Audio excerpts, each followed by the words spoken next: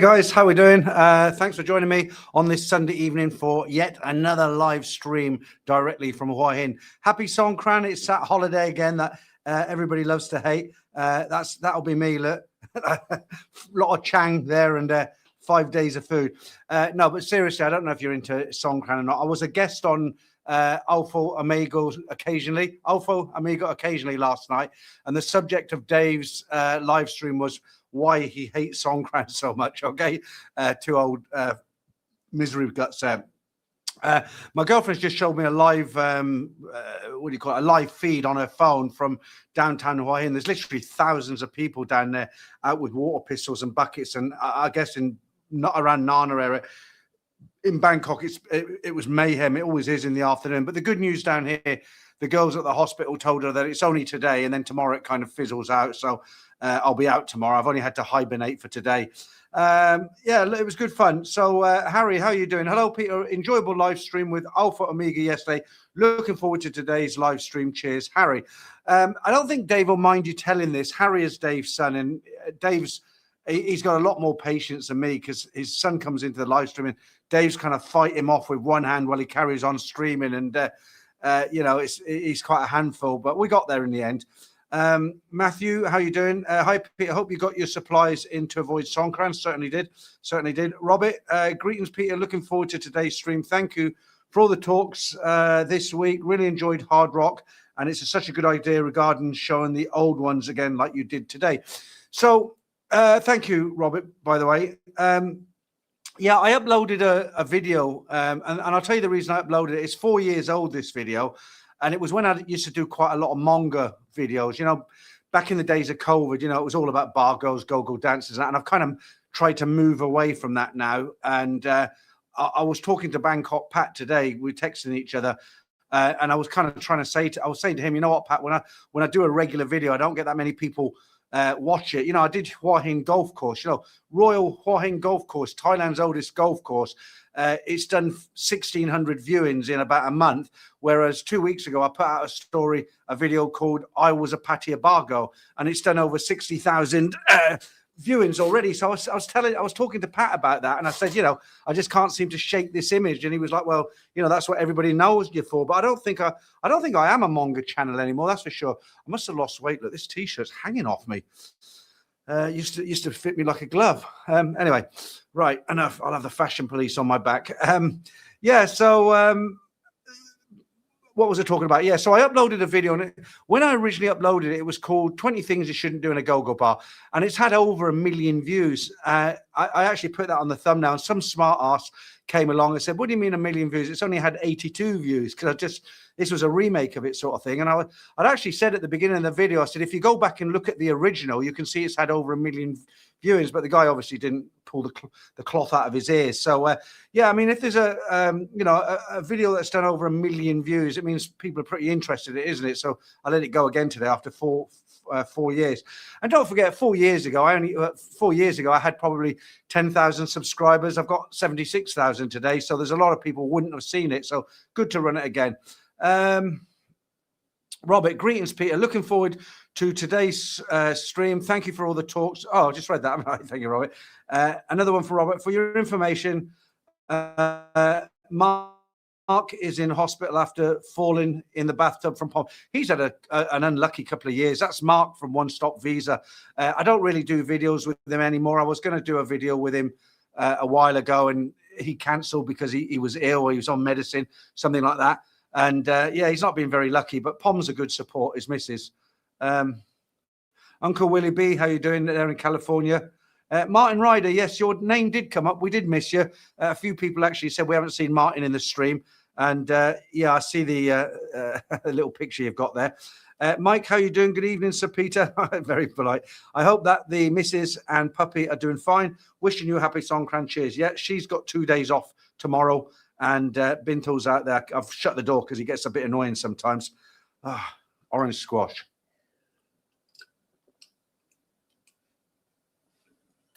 Do you know it's a really refreshing drink, right? If you don't want to drink alcohol. Robinson's squash is a drink from the UK. It's I get the one with no sugar in it, okay? So it's a kind of cordial. And what you do, you put about that much water in, orange squash in the glass, no sugar in it, and then top it up with water and it's a drink. But what I do, I put a couple of blocks of ice in a pint glass and then a bottle of cold soda water from the fridge, so it's fizzy and it's very, very refreshing. Actually, just finish that off. I ate some cod tonight, frozen cod, and it was I put too much salt on it. Okay, how do I pronounce that? Is it Orb Pibs 2905? First time to make the live stream at the beginning. Greetings from the US. I don't do politics really on here, so good to see you in the stream. Brian 22112. Good evening, Peter. Everyone is looking forward to hearing about your week, good or bad. We'll have a mixture of both. To be honest with you, most of my time is taken up with YouTube. I'm either out filming, I'm interviewing somebody, I'm editing somewhere.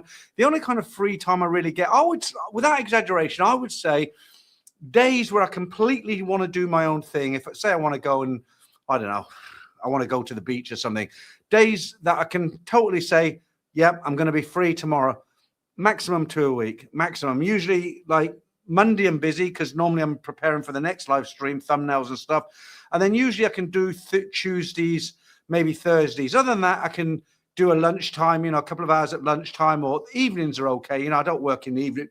And but it takes up a lot of time, and of course I'm trying to grow my grass now as well. Look at it's gone all brown now because it's so hot.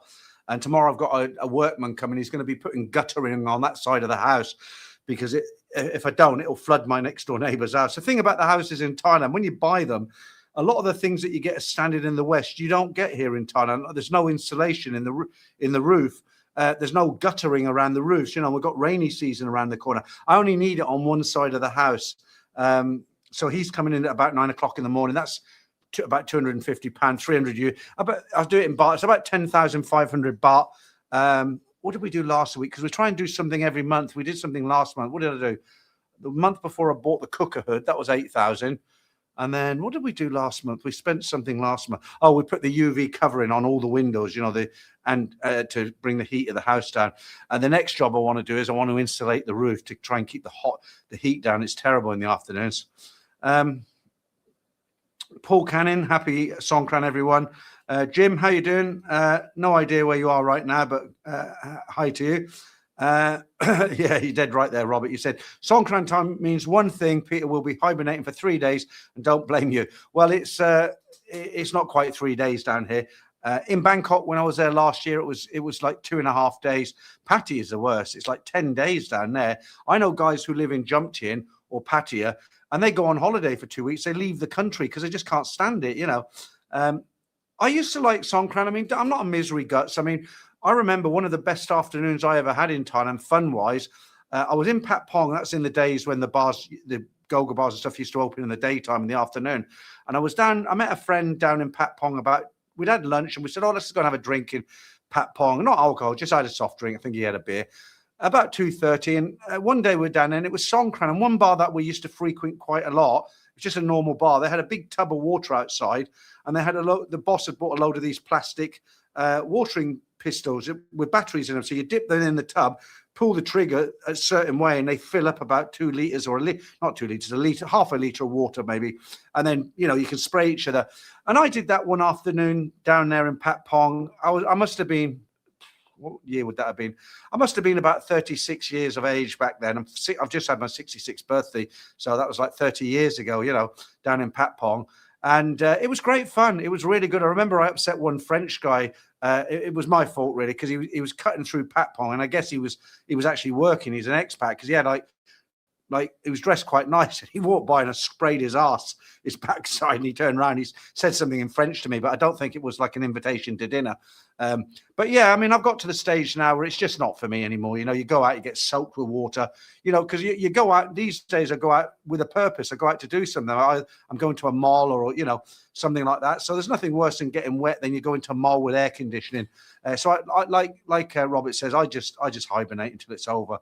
Macmillan Nurse, how you doing? Here, Peter, I imagine you recognize a lot through YouTube, but have you ever been asked for an autograph? No, I've never been asked for an autograph. a lot of times I get asked for pictures. Like I'll meet guys and I say, well, hang on, I want to take a picture with you, prove to the missus I wasn't out with another girl, or they just want to have a picture, and that's fair enough. And, if they take a picture, I always say, do you mind if I put it up on the live stream? I'm not meeting so many subscribers down here in Hua Hin as I did in Pattaya, but a lot more people recognize me down here than, I meant to say Bangkok, than Bangkok. I don't know why. Like every time I go out, I get 2-3 people recognize me. In Bangkok, it was maybe twice a week, But no, I've never been asked for them. To be honest with you, if somebody come up to me and asked for an autograph, I'd probably feel really embarrassed, because I just think of myself as a guy with a few phones and a few cameras. I go out there and make some videos. I haven't got a huge channel compared to some, So if somebody actually said that, I'd think, is he taking the mickey? He doesn't. He can't be serious.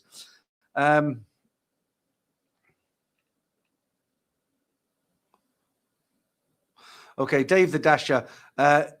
Good to see you in the stream. I try not to get into anything political, okay? So I'm going to skip that.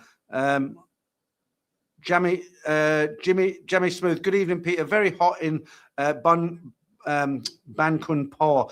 I sometimes take my own fan. If you haven't been to Hua Hin, Bankun Po, which means my father's house, something like that. I think that's a rough translation. They have a band there and some dancing girls. It's fantastic for food. It's really cheap. It's a massive market, but it gets really hot in there. And I've got a portable fan. It's about that big with a big chunky battery on the bottom. I walk through the market with that, and sometimes a cushion because they've got them concrete benches. The Thais look at me like, he's got a fan and a couch with him. I don't care. Dave the Dasher. Hey, Pete. Hope you're well, mate. Yes, very well. Thank you, Dave. Thai Billy Boy, hello Peter, how you doing? Farang Travels, hello everyone. Andy Byron, how you doing? Oh, I haven't seen you for a while. Shinrana, how are you? Wow, yeah, that's a blast from the past. Good to see you in the stream again. Few people saying hello to each other. Okay, David, is it David? David M. Hi, what jobs are you seeing most younger expats doing to make a living there? Well, unless you've got a work permit, you're not supposed to be working here, but in answer to your question, the DTV visa, which is aimed at digital nomads, that's how they earn money. Most younger people, pre-retirement, like if they're under 50 and they're working here, they're either employed by a big company like a hotel chain or a hospital or some professional, a real professional skill set that they have, and they work for that company, or they work online. They do stuff online, drop shipping, anything. Anything online. That's Bintel trying to get in. I think it's Bintel. Let me just check. He's gone. I shut the door tonight because he doesn't get. The problem with Bintel is he chews cables. I can imagine going through my internet cable tonight. That's him again, though. What do you want? Go on then. That's okay. I'll let him in. He likes it in here because the air conditioning. So there's no air. We haven't turned the air conditioning on in the lounge, and he likes coming to the office. As long as he doesn't get annoying. Look, come here. Say hello to everyone. Say hello, naughty boy. Yeah, he's 6 months old now. He's doing right. He's settled in really nice. My girlfriend really loves him. And I tell you what, you might think this is a bit weird now, okay? But because he's got a thick coat and he's hot, what we've done, we bought a second cage because he sleeps in a cage at night because he's teething and he tries to bite everything. Look, he's trying to bite my ears now. So what you have to do, he's got the run of the house and the garden, but at night we put him in a cage, a big cage with he's got his water in there and all the rest of it. And but what we do now, because we have aircon in the bedroom, we've bought another cage and we've put that kind of under the window, and he sleeps in that cage with us in the bedroom now. And I know it's a bit weird, but it's so hot in Thailand. I think, to just leave him with a fan, it's really uncomfortable. It's uncomfortable for me. So, behave yourself. Look, you're trying to bite me now. Look, say hello. Say hello. Okay, that's enough. Down.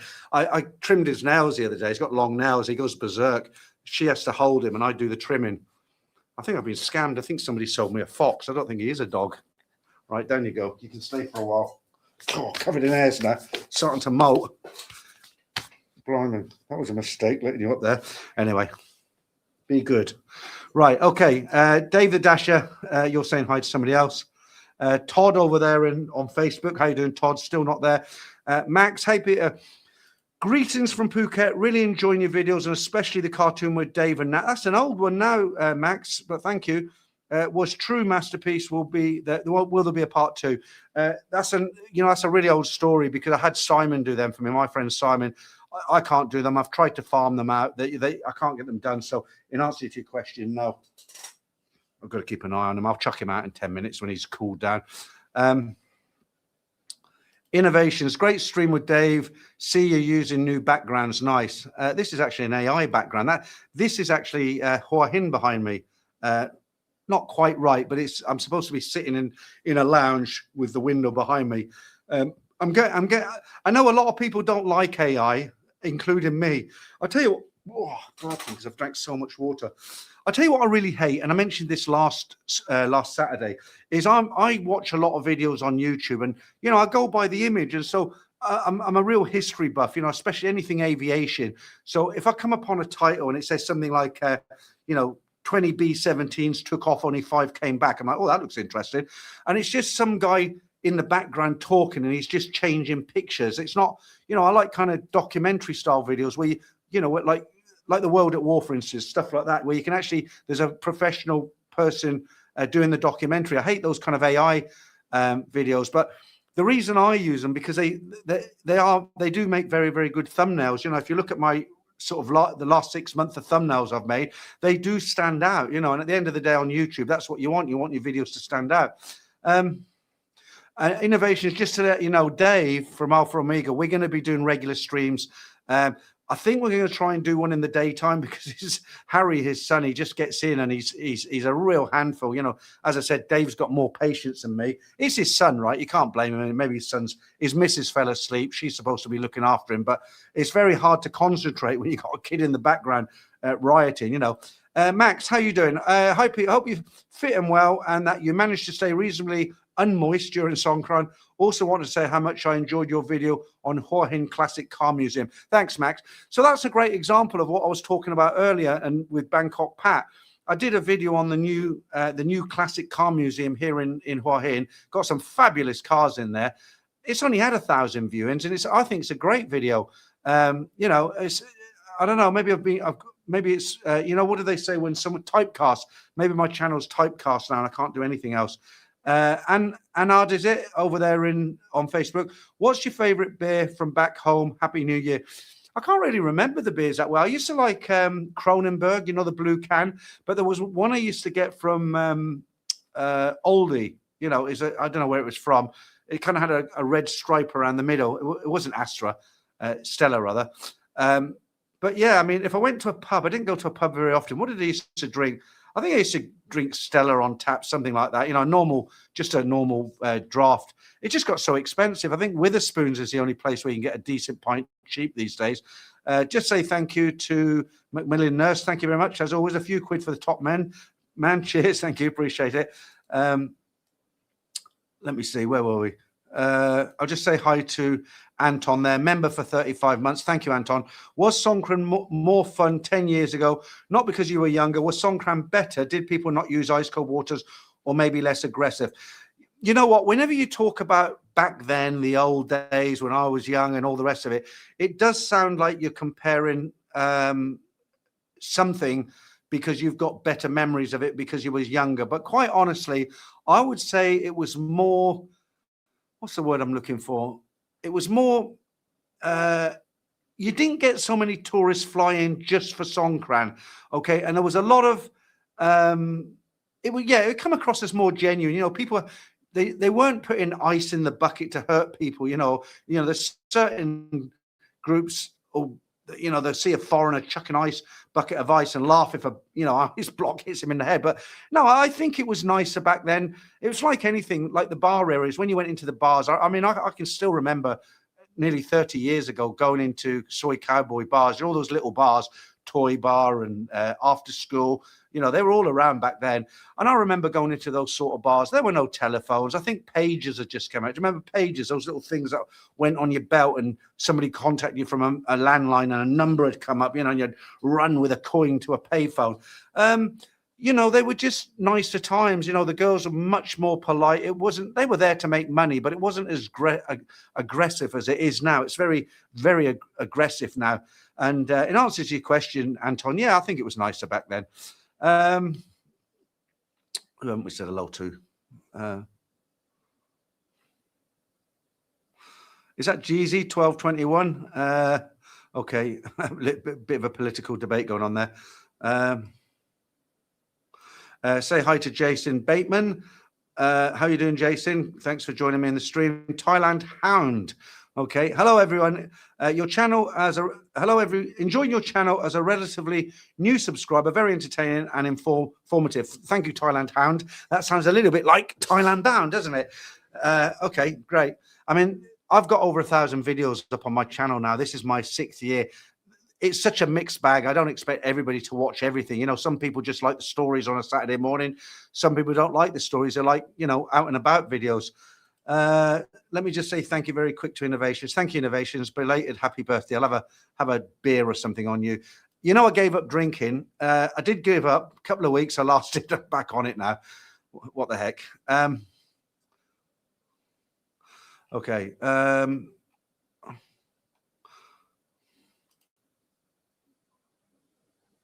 Hi, Michael Hopper, is it, in Queensland, in Aussie? Great videos on your YouTube channel. Keep up the great word. Okay, mate. Cheers.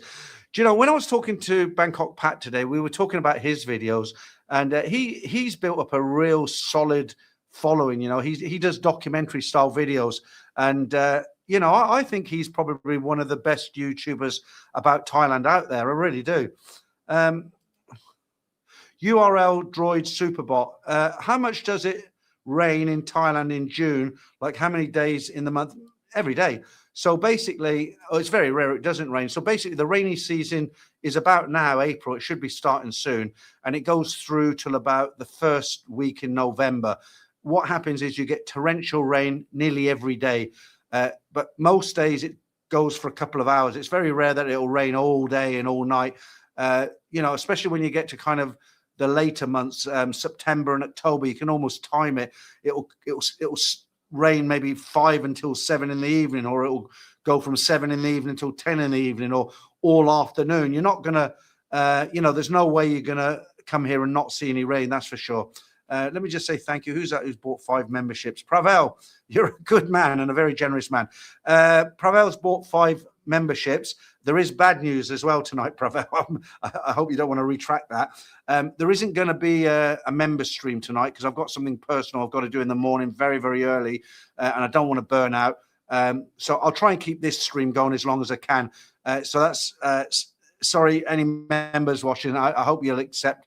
It's very rare I do this, but I do have to get up extremely early, and I can't be kind of streaming till 11 o'clock at night. Because when I turn off the live stream, I don't just close the computer and go to bed. You know, there's a lot of behind the scenes stuff to get to sort out. But thank you, Pravel. That's very generous of you. And if you've now turned green, your username's turned green, that's because Pravel has given you a membership. And if you are a member, you get early access to videos, 2 member streams a week, other than tonight. And you can give it a go for a month and see what you think. Right. Okay. Franco, how you doing? Member for 59 months now. Let's get the calculator out, Franco. Always like to do this. I think you're my 2nd member that I ever had. I've got about 200 members now.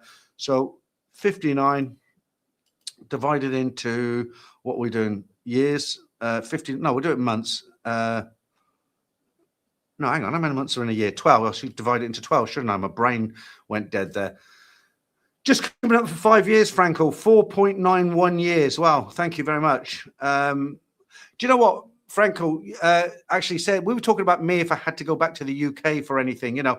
And I said to Franco, I said, you know what? I said, I'd have to rent a hotel. I'd have to rent a car. I've got, you know, no sort of nowhere to stay or anything. You know, I don't have any relations there now, or, apart from the kids, and they can't put me up. And Franco actually offered. He lived on the same estate as me, and he said, look, I've got a spare room. The guy used to stay there. He's gone now. If you ever come back, you're welcome to stay in it. And that, believe it or not, Franco, that's a real peace of mind, because I don't think I'll ever take you up on the offer. But just knowing that if I had to go back, and I know where you're located and everything, I could rent a car, and that's a really, I just buy a cheap sleeping bag, you know, and a pillow. But it's it gives me peace of mind that if I ever did have to go back for something, that it'd only be a few days, that I know I've got somewhere to stay. But like I said, I don't think it'll ever happen. Okay, right. Did I say thank you also to Anton? I think I did. Yeah, I did, didn't I? A member, as long-term member, 35 months. Okay.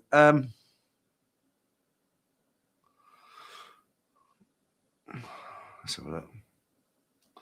Okay, happy Songkran. Who's that? The bloke. Happy Songkran to you as well. Just in case you missed, old misery guts there at the beginning. Look, there's me. There's me at Songkran. That's AI. That isn't. You wouldn't have guessed it, would you? Right. Okay.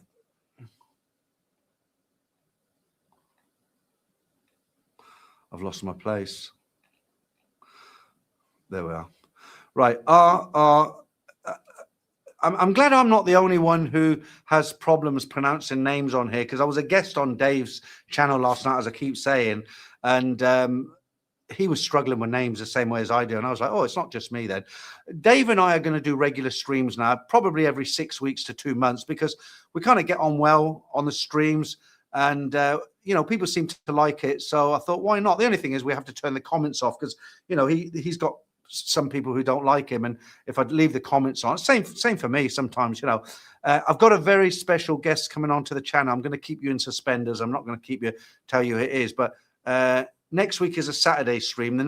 So 2 weeks today, I've got a very special guest coming into the stream, someone you probably all know, and I'm very happy that he's decided to come on the stream, because I'm looking forward to having him here.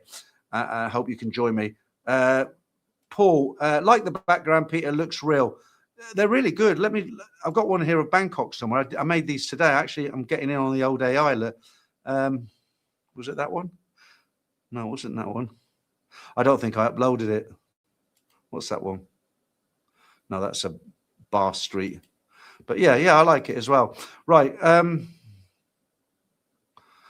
Is it Toby? Hi from Sweden. Thanks for all the films and clips you post on Facebook. Thanks, Toby. You'd be surprised how much crap I get. How much people say, we don't want to see videos of you growing your grass. We don't want to see videos of your back garden, your girlfriend's plants. What it is, I've got a Facebook page, right? And I don't want it to be a duplicate of my YouTube channel. So I'll be in the garden. I see something that I think is quite interesting. I'll just film it for a minute, up it on Facebook. And I do that nearly every day. And it'll be things like I've been trying to get my grass really green, and I've been, putting seed down and watering it every day. And, I film it and I talk about it. And, some people actually like it, Mark over there on Facebook. How you doing? Is there a drop in tourism due to events in the Gulf? How about petrol? Other commodities have increased. They've actually fallen a little bit now. So, yeah, let me just give you a quick rundown on that. Thailand's still very, very busy, but airfares are increasing, aren't they, because of what's going on? So, yeah, I think quite a lot of people have cancelled trips, changed dates and stuff like that because of what's going on. No doubt about it. Now, initially, some of the petrol stations were running out of petrol. People were just going silly, especially in the north. Farmers were turning up with pickup trucks with 300-litre barrels to fill up with diesel, and they were just emptying the stations overnight. The lorry had come the next day, replenished the station, and it was empty again by the afternoon. So there's no problems at the moment. Thailand right now is currently sourcing oil from other people, such as I did see on the news the other day, where they're getting it from. Brazil, some America, they're trying to negotiate, but they've got a 2 months reserve here. And the only reason that the petrol kind of ran out, whenever it ran out for a day. Like I go to the local garage near me at 9 o'clock at night, and they'll be like, we haven't got anything. And I'm only going for a top up. Okay. And you go there at 9 o'clock the next morning, back to normal. And I think it was just due to panic buying. And yeah, you don't notice any difference at the moment at the petrol stations anyway. Hi, Fox Mulder, is it? How you doing? Tony, long time. No. Yeah, thank you. Smart looking doggy.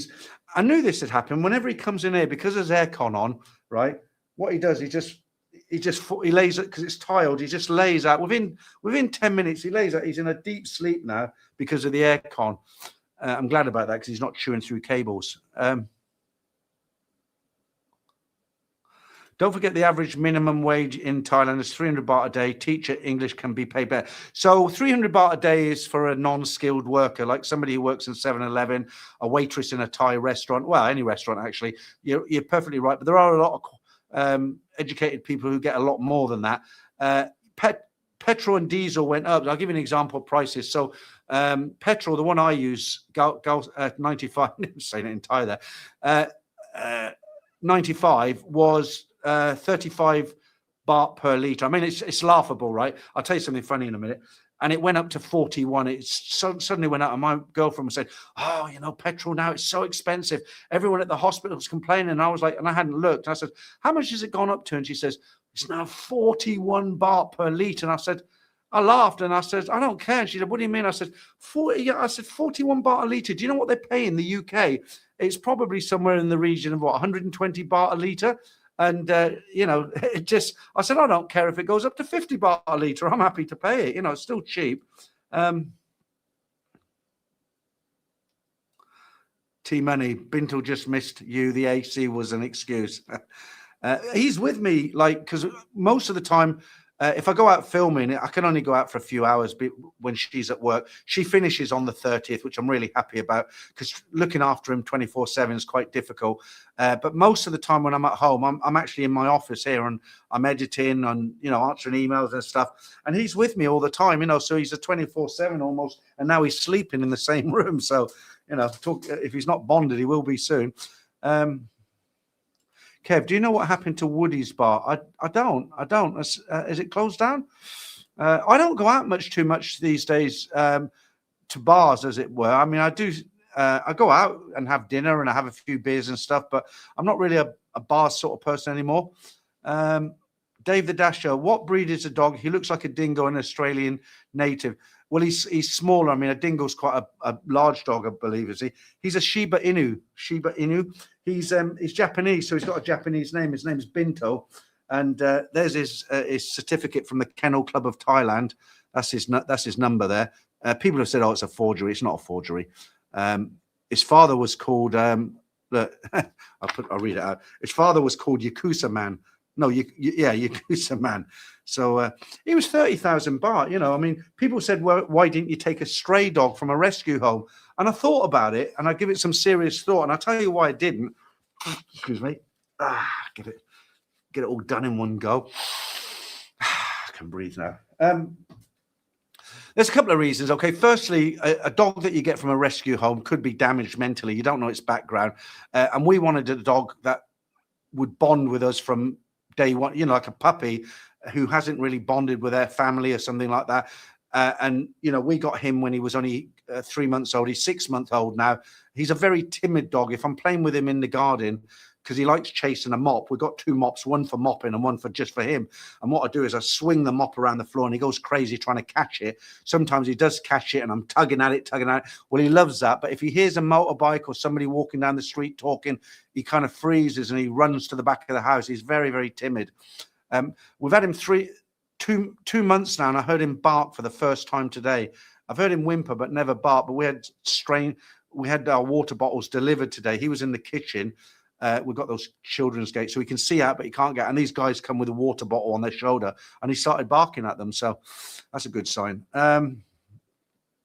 Thank you, Gormless Twit. That's not me calling him a Gormless Twit. That's what his username is. Ray Ross. Hey, Peter, in Pattaya, also hibernating for about a week. Thank goodness for Grab. Well, do you know what, Ray? It goes on for about 10 days in Pattaya. I don't know how you can stand it down there. When I was in Bangkok, it went on for 2.5 days. I was in Soi 8, Sukhumvit Soi 8, but I was right down the bottom. It was the top end was crazy. Sean, I'm stuck in Pattaya now. Songkran is in full effect. Another one who will be doing it for 10 days. Sean, Soy 33/1 is crazy. Oh, tonight is the main night. You think about it, Sunday, most people aren't working the Thais. It's the first real day of Songkran. I mean, it'll be, I wonder how many gallons go out on Songkran. Paul, how you doing? Can't you shave the dog when it's too hot? No, Paul, I'm not going to shave the dog. He's supposed to molt twice a year, and I think he started because his hairs never used to come off today. And in the morning, she goes to work at 7, lets him out for a pee and all the rest of it. And then I'll wake up maybe 7:30, 8, groggy, and I don't have to get out of bed. So I don't jump out of bed. Sometimes I'll lay there till 8:30 and I think I better let him out. So what I'll do is his cage is in the lounge. So I'll come out, open the cage, open the back door, give him some new water and some new food, put that down in the kitchen, go back to bed for 20 minutes, you know. But he scratches the door because he wants to come in because he knows the aircon's on. Mike, how you doing? Is your electricity bill still going up, or have you reached a peak average during this hot period? It hasn't been long enough, Mike. Our first electricity bill down here was 1,400 baht. Last month it was 2,000. What was it? No, it was about 1,000 baht more. Now this month I've been putting the aircon on. I've been having the aircon all day in this room, and if I'm not here, normally I don't have it on. But today, for the first time, I didn't have anything to do after 2 p.m. today. And normally what I would do, I'll think, oh, I'll go and get a haircut, or I'll go and buy some loaves of bread from Big C, or I'll go and do something, get my watch repaired, something in the afternoon. I don't like wasting the afternoon. But because it's Songkran, I finished what I had to do, and it was 2 o'clock, and I thought, oh, well, I hadn't eaten, so I made myself some egg on toast, which I really like. And I had nothing to do, and it was hot, really hot. And I thought, I know what, I'm going to do something I never, ever do. I'm going to watch a movie, you know. I've got some great apps that I can watch free movies, okay, good movies. I watched one, I don't know if you've seen the movie, it's called, what was his name? God, I only watched it this afternoon. If I think of the name, I'll say it's something Jewel, about a security guard who spotted a bomb, true story, at a concert, and he saved a load of lives, but the FBI thought it was him that planted it for attention. Very good movie. Jason Jewell, something like that. Very, very good. Anyway, off subject. So what I did today, I thought I made myself a nice mug of coffee. I went in the lounge. I thought, oh, it's so hot. Draw the front curtains, try and keep the heat out. Put the TV on. I thought, you know what? Sod it. I'm going to put the aircon, sod the expense. So I said to my girlfriend, as long as the air condition isn't more than, say, £100 a month, that's like about, say, 5,000 baht, £110 a month. I mean, that would only be April, May, June. She said as well, she said, I noticed this year is much hotter than last year. Okay, it's so much hotter than last year. I never remembered it this hot. And, you know, I get armchair critics, especially on Facebook, who say, oh, you're miserable, go back to England then if it's too hot, if you can't appreciate the sunshine. And I'm not complaining about it. I'm just saying it's a fact of life that it is uncomfortably hot in the afternoons. It's lovely in the morning. You know, I go out the back, have a cup of tea. PG Tips can get it here now. You know, leave the back door open, nice breeze coming through. It's lovely. 6 o'clock in the evening, same thing. But, you know, when it gets to kind of 1, 2 in the afternoon, I don't even go out on my scooter anymore in the afternoon. Or if I have to, I put suntan lotion, block 50, over my arms, back of my neck. I've got a tinted visor, you know, because I had those cancer spots from the sun, if you remember. But I'll let you know what it is when it comes in, Mike. It should come in soon. How you doing, Rennie? Good afternoon, everybody. Sorry for my late arrival. Pravel, how you doing? I know you did the 5 memberships earlier, but say I missed that one. Say hi to you. Ray Miller, Peter, you mentioned that your girlfriend stopped working. How about you? I don't work. I'm retired. I get my pension next month. I'm going to get about 36,000 baht a month. I mean, that's any Americans watching this. They'll laugh, you know, because they get really good pensions. The English, I'm not getting a full, if I'd paid in the full system for 35 years, I would have got about 40,000 baht a month, maybe 42,000. I have topped up the last 7 years. There's been an increase. So I just checked it the other day. So I'm going to get about 36,000 baht a month. But in answer to your question, yeah, I don't work because I'm 66 now. I'm retired. I want to enjoy life. I do YouTube as a hobby, and I want my girlfriend to spend a bit more time with me. So I've told her, you know, we've talked about it, and she's going to finish at the hospital. Basically, she's happy with that as well. Clive, happy Songkran to you as well. Martin, booked Vietnam early May using China Airways, £430 return. Hope it's not cancelled due to fuel shortages. That's a good price, Martin, if that's from the UK. My daughters are booked to come out here in November. I've paid for their tickets. They're coming out on Qatar Air. That's what the one they came out on last time. It was very good. They stop over in the Middle East for a couple of hours. I paid 1,800 baht for their 2 tickets, but that's not to Bangkok. That's from Heathrow to Phuket, and then Bangkok to Heathrow. I mean, they've been paid for months now. I've got all the hotels booked for them and everything down here and up in Bangkok. So, yeah, I'm like you. I hope it all finishes off and goes back to normal. Paul, very hot again today, quite draining and energy sapping. Yeah, people don't think about that, Paul. That's another a good point there.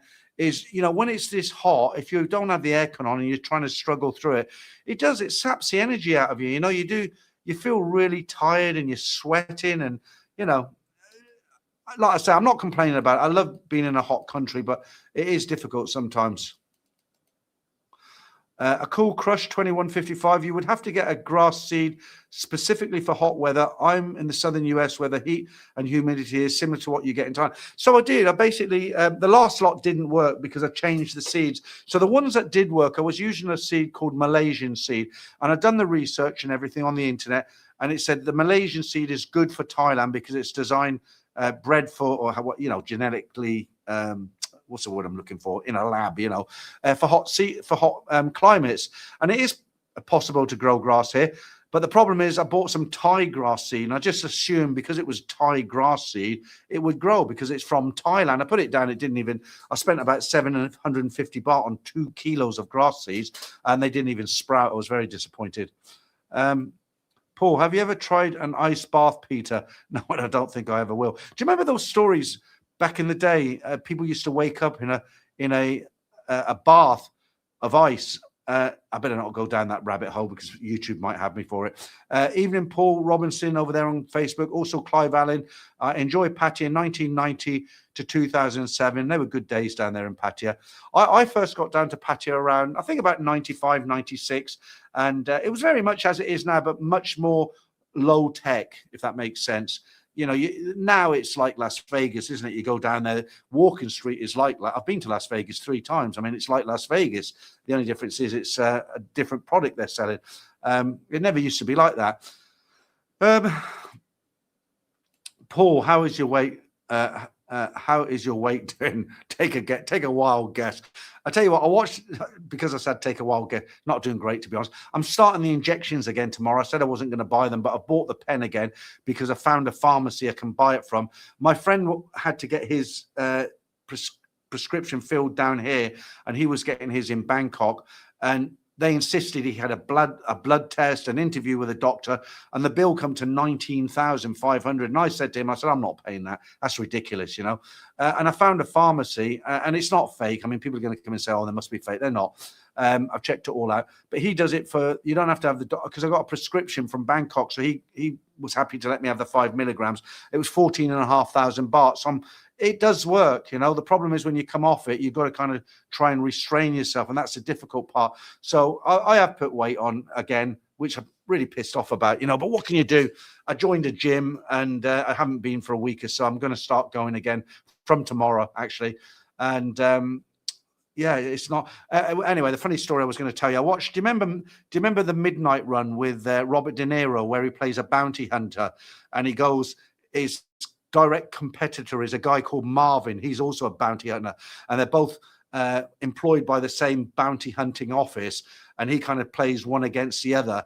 And Marvin is kind of snatching the prisoner from Robert De Niro, and Robert De Niro was like, "Look, Marvin!" He looks over and he punches him one. And I remember a funny line. You know, it's quite an old movie now. Marvin is at the flight check-in, and the guy's there tapping away on the computer, and he's smoking a cigarette. And the guy's in, he said, "Smoking, sir, or non-smoking?" He looks at him, he says, "Take a wild guess," you know, with his cigarette hanging out of his mouth. Very funny line.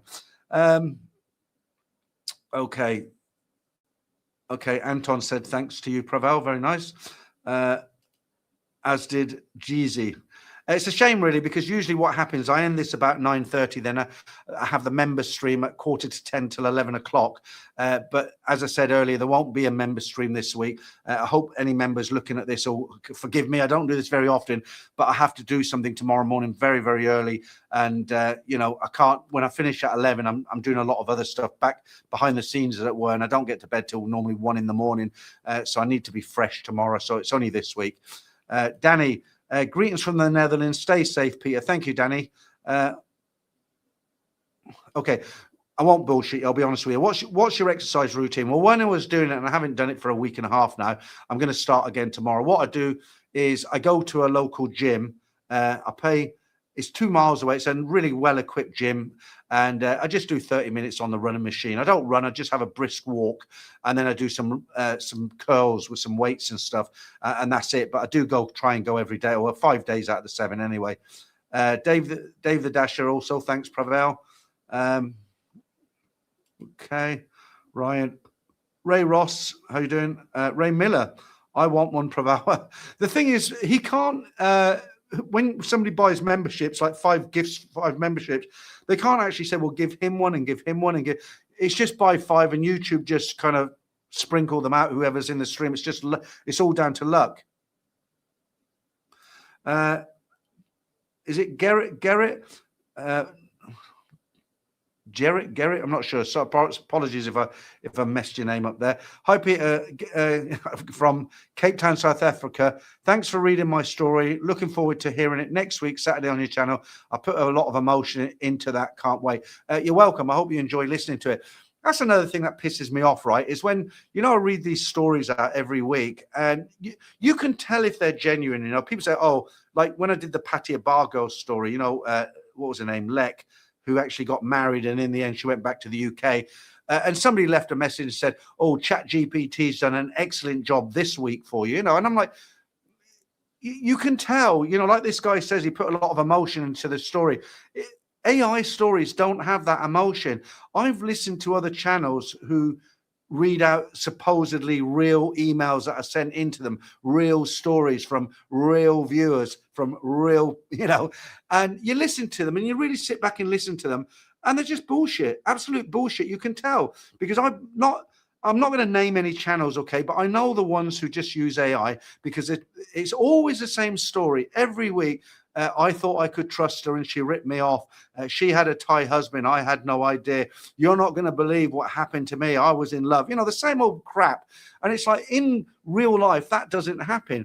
And if you're a regular subscriber to my channel and you watch the videos regularly, listen to the stories, some of the stories actually work out with good, happy endings. Some of them are a little bit boring. Some of them are quite on your edge of your seat, what's going to happen next. And that's because they're real stories. When somebody's making them up every week, to get the clicks, and it's like, she stole £60,000 from me, she was already married, what was I to do? All this, BS. You can just tell, and it does. I get a bit worked up with it, because it annoys me that people can't tell that it's AI.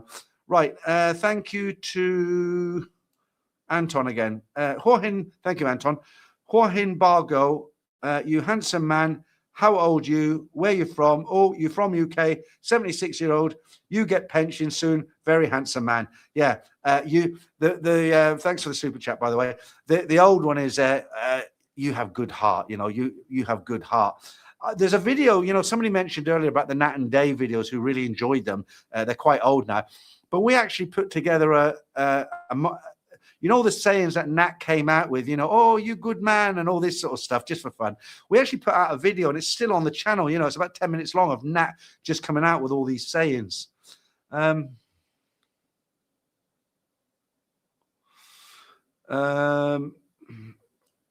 Motel. Peter, are you still on statins? I am now. Do they work for your blood pressure and cholesterol? Thank you. I've been on them for about 20 years, okay? And I very occasionally, I'll get people come along and say, oh, it's a con, it's a medical industry, pay a lot of money to doctors and you don't really need them. And, I hear this a lot. And I've gone back to my doctor several times here and in the UK, and I've gone back with this information. And they're like, look, they look up the records and say, look, before you went on statins, you were on 7.9 cholesterol, right? You're in heart attack country.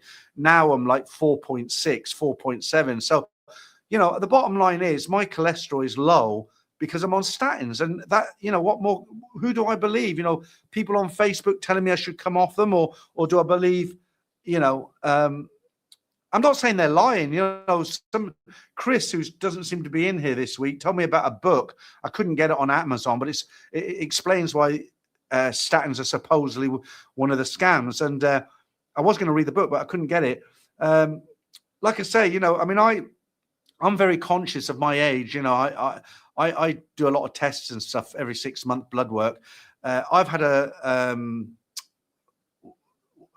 I forget what the name of the exam is now. They test the inside of your arteries for plaque. So I've had a hard plaque test, and it came back at 0. The doctor said to me, I'm amazed a man of your age doesn't have no hard plaque in his veins. So then I had the soft plaque tested, and they do that a different way. And again, that came back as 0. Triglycerides were quite high, but I'm on a medicine now I take once a night to bring my triglycerides down, because they were at 400 and they should be below 200, and they're now about 220. And the doctor put me on a blood pressure tablet once a day I take in the morning, because my blood pressure was reading a bit high, and now it reads 125/88. The only thing I'm not happy about is the how many beats a minute my heart goes, about 90 a minute, sometimes 100 a minute, and that's quite fast, you know. And you know, it's like an engine on a car. The harder you race the engine, the sooner it will pack up, right? Okay, onwards and upwards. What should we do? Paul, since living in Thailand, have you ever gone back to the airport to have a look around? I haven't, Paul, but I'll tell you what was very nostalgic for me. I'm not going to cry. I'm just got itchy eye. There we go. I'll tell you what was very nostalgic for me. So I'd been coming to Thailand for the best part of 30 years, okay? And I always flew into the old Dong Mueang airport. And that's, you know, it's still in operation. And I used to fly out of Dong Mueang Airport at 1 o'clock in the morning there. They had a restaurant upstairs. I used to go up to, you know, because I used to check in early. I got there about 11 o'clock. It was a bit like a works canteen. I've told this story before. And no smoking signs everywhere, but it wasn't enforced. And I used to smoke in them days. And I'd go up there about 11 in the evening, and I'd have a couple of beers, and I'd be smoking and right in the corner. And they knew, they weren't bothered. And obviously the new airport opened, Paul, and, you know, I'd been coming into Suvarnabhumi for, you know, a number of years. And I actually, I think I mentioned before, I went to Cambodia with my Thai girlfriend. This was before the Troubles. And we went to Siem Reap, which was very, very nice. But what was very nostalgic is we had to fly from Dong Mueang Airport, and walking through Dong Mueang Airport, and I thought, you know what, the last time I went through Dong Mueang Airport was in the year 2000. And why do I remember that? Is because that's when my family and me, who were based in Bangkok towards the end, we decided to go back to the UK to raise our kids, because schools are expensive here and stuff. And, you know, you're paying for medication. It's free in the UK, as is the schools and everything. And I had enough money at the time to purchase my house outright, because I'd been working in the hotels, living in the hotels as well. And the last time I went back through Dong Mueang Airport was the year 2000. So that was like, and I went on the trip to Cambodia last year. So it's 25 years since I flew through that airport.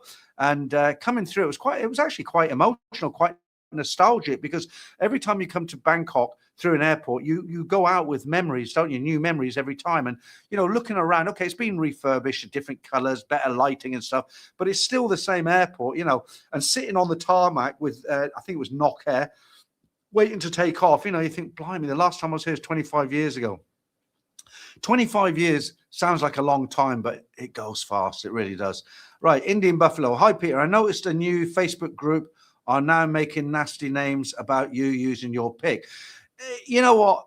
I wouldn't even go and look at it. I think you mentioned it last time, but what do they get out of it? You know, do they get satisfaction? They're not hurting me, are they? I mean, I'm still living in Thailand. I've got a beautiful Thai girlfriend who's 18 years younger than me. I'm happy here. I've got some nice living space. Here's Binto. Let them write what they want, you know. It doesn't bother me whatsoever. They're probably, at the end of the day, they're probably just jealous anyway. Right, Paul Robinson, insane boat, no job, no car, no home. If went back to the UK, absolutely. Ryan, Franco said he will charge you the same price as a membership a day. Fair enough. No, he'll get a free membership then. I'll buy it for him. I can't give out free memberships because you have to buy them, else YouTube lose their cut. I'll just buy him a membership every month. Some Facebook people have nothing better to do. Geez. I mean, look, come on, think about it realistically. Here's a bunch of guys who've gone to the trouble of actually producing a Facebook page, looking for my image, putting it up there, and then all joining in the nasty comments. I mean, what they can't have a life, can they? I mean, if they've got time, I don't have time to go off and make posts about people I don't like. You know, I mean, it's actually. I mean, and I know this word is thrown about a lot, but in this case, I think it is correct. It's actually pathetic, isn't it, when you think about it? Because it doesn't do anything to me. It's not like, you know, it's like, you know, there's an old saying in the UK, whenever you get three old ladies together, they stay talking to each other for a long time. Why? Because they don't want to be the first one to leave. So you've got three old ladies all yakking, gossiping, and none of them want to say, right, I'll see you later and go. Why? Because they know that once they go, the other two will be talking about the one who's just left. And that's exactly what these guys do. You know, they're just like little dogs that snap at your heels, you know, total losers, underachievers. Right, Matt, love your videos, Pete. Thanks very much, Matt. Toby Price arrived back from work today at lunchtime. The airport was pretty empty. Okay. Which one was that? Dongwon? Back in the UK? Mike, it's currently $4 per gallon on average for 87 octane regular in New York. $4, about £3, isn't it? That's quite expensive. Unleaded in my local Tesco in Colchester, 67 baht. So yeah, it's still a lot more expensive than here in Thailand. Matt Davis, I'll invite you over for a small Leo shandy and some mushrooms vol au vents. Okay, very kind of you.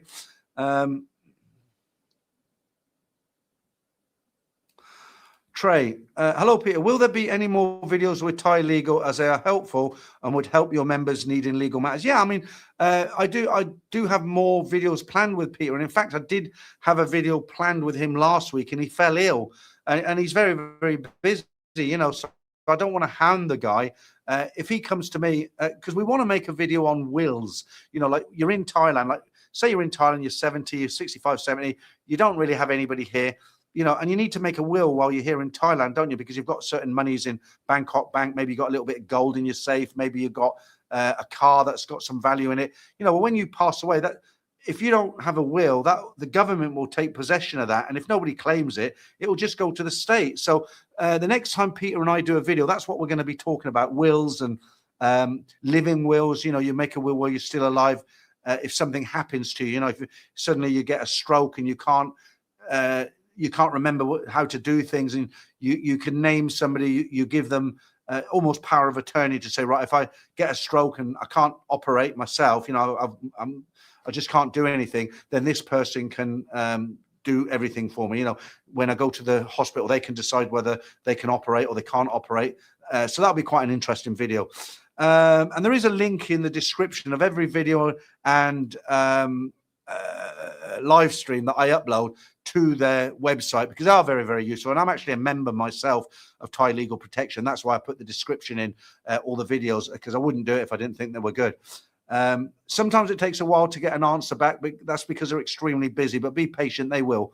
Joe, hey Pete, how did you first know or figure out how to use the green screen technology, etc., years back when you first started using it?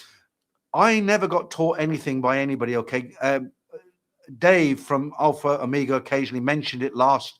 We were talking about Bangkok Pat and his videos, and he actually said to me, Dave said to me, he said, one thing I like about your videos, Peter, is you do very good backgrounds with the green screen. So when I first started, I didn't have a clue about green screens. What I would do, they used to get these, they were like bed sheets or more like big tablecloths, and you had a print with palm. It was like a beach scene, but it was just a print on a white sheet. And I used to hang that up behind me, you know, on my very first videos. And I used to look at other YouTubers and I thought, oh, that's good. How does he do that? How does he get comments on screen? How does he have that video running in the background? How does he have, like me, looking at a window at the back of me? You know, I used to think, how do they do that? So I just went off and I taught myself. You know, the videos are all out there, and you just watch them and you listen to different guys and you just pick it up and then you play around with it, and eventually it comes together. I mean, when I first started doing a green screen, I used to have a green haze around here, you know, and that was because the lighting was incorrect, you know, and you learn all these little things. So I started off as a green screen, but I looked like I was a monk, you know. I had this green line going around here, which obviously I don't have now because I've perfected it near enough. You know, I used to worry the glasses have got to shine, but they don't shine much. But if I do this, can you see the difference? And the reason is because I learned if I turn my brightness right down, it minimalizes the shine off the glasses. So all those little things you pick along. Don't forget, I've been going nearly 6 years, so I've had a lot of time to pick all these things up. Richard Jewell, that's it. Thank you, T-Money. If you get a chance to see that Richard Jewell, it's a fantastic movie. It's based on a true story about a guy. He was an overeager police. Basically, he was a good guy, but he got wrongly accused of something. And I don't want to give the plot away. If you've got any of those apps where you can look at free movies, just look it up. Richard Jewell, really good movie, very good storyline. I really felt for the guy, you know. T-Money again, 1996 Atlanta Olympics was actually there. Richard Jewell helped people and FBI targeted him. Exactly. Must have been terrible. Delayed Dave, you are delayed today. You are delayed today, but nice to see you in here. Kim, hello, Peter from Amy and Kim sitting in Denmark. Weather is not its best, about 10 degrees Celsius. She will be back in Hua Hin 26 this month. Okay, so Amy and Kim, where are you? In Denmark. Amy and Kim, how you doing? Look, it's very, very hot here, but of course it's Thailand. You'll enjoy yourself. You just keep plenty of fluids with you, like me. Sometimes I miss 10 degrees, you know. It would be nice sometimes to go out and see a little bit of a frosty morning, you know, but I'm never going to see that here. So, yeah, Kim and Amy, thanks for writing in. Jess, how you doing? Good evening, Peter and everyone. I hope everyone is doing well. Nice to see you, Jesse. I've got your cup on pride of, on the shelf there. See it every night when I'm having a beer. Nice stream today, boys. Thank you, Anders. The Gormless Twit. Have you ever bumped into Johnny? There's something happening. I get asked this every stream, and I keep saying the same answer. No, I've never met the guy. I've seen him. I've been in a bar, and I didn't know who he was, and he didn't know who I was. I will meet him one day. He knows who I am, and I know who he is. So I'm sure I'll bump into him one day. He doesn't put out a lot of videos these days. He does. His wife does, or his girlfriend does cooking videos, and he spends a lot of time helping her out with that. Tim, hello, Peter. How long have you been living in Thailand? If you mean this time, I'm on my 4th year, but I've been coming here since 1991. I first came here properly to live and work. I was in the hotel industry. So the first time I came here and spent any length of time here, I arrived in 1994 and I went up to Khon Kaen in Isaan, and I was part of the opening team of Sofitel in Khon Kaen, which opened around 1996, 1997. It's been rebranded now as a Pullman hotel. I was then sent to Yogyakarta in Indonesia as the EAM, they call it. It's like the assistant to the general manager. I didn't really like Indonesia as much as here, so I came back here. I retired from the hotel industry, and then I opened a business with my friend Simon, and I've been going back and forth. I've had import business where I used to come to Thailand, and I've come back on lots of over 100 times on holiday over the years. Unfortunately, I separated with my Korean wife of 33 years. That was when I was 62. I'm now 66. So I came here. I went to live in Pattaya for 2 months, did my head in. I was getting drunk every night, decided to move up to Bangkok and get my mojo back, as it were. And now moved down to Hua Hin with my girlfriend we're in our 4th year now. And everything's going pretty good at the moment. Leslie, I really think that Hua Hin is warmer than here in Rayong right now. We have a house here without aircon. I would really like to sleep there the other day, but of course it is more comfortable staying in the condo. Just want you to know that I enjoy your Facebook stuff. Okay, thank you, Leslie. I don't know. I've been to Rayong, but, obviously different time of the year. Prince Voodoo, that's a new one. Gas prices here in Los Angeles, California, USA are averaging $6 per gallon. And get this, the prices will increase once summertime travel season begins, starts around Memorial Day. Look, I've said it before and I'll say it again. I don't know how people in the West who have got average jobs, I'm not talking about managers and all the rest of it, but a family man, and a good example is, say, a postman, okay? A guy who delivers the post, maybe he drives a van, he drops off parcels, he's got a wife, he's got 2 kids, he's got a mortgage. I honestly don't know how he makes ends meet, how he pays his mortgage, his electricity, his property tax, the council tax, as we call it in the UK, his water bill. He's got to give the wife money to feed the whole family for the week. I don't know how they do it. I really don't. It must be very, very difficult. I mean, I remember when I lived in the UK, it was a lot. I mean, it was expensive, but I could manage, but I don't know if I could now, I mean, I suppose a lot of people are just existing. Always like a story with a good happy ending. Toby says AI stories are easy to suss out. I've sent a couple and there was no AI involved. I hate it when people accuse me of using AI to write stories. I really do. I've got all the emails that guys send me. I keep them. I've got all I need to keep them just because if YouTube ever came to me and said that's copyright, you took it from somebody's site.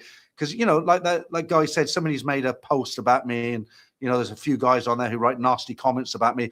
You know, some people, they try and, you know, they've got such a grudge against you that they try and get you in trouble, you know. So, I wouldn't be surprised if some guys upload the same stories and say I've stolen the stories from them. So I need to keep the emails as proof. So if YouTube ever came to me and say, "Oh, this guy said you stole it off his channel," I can send them the email that is sent to Thailand Bound.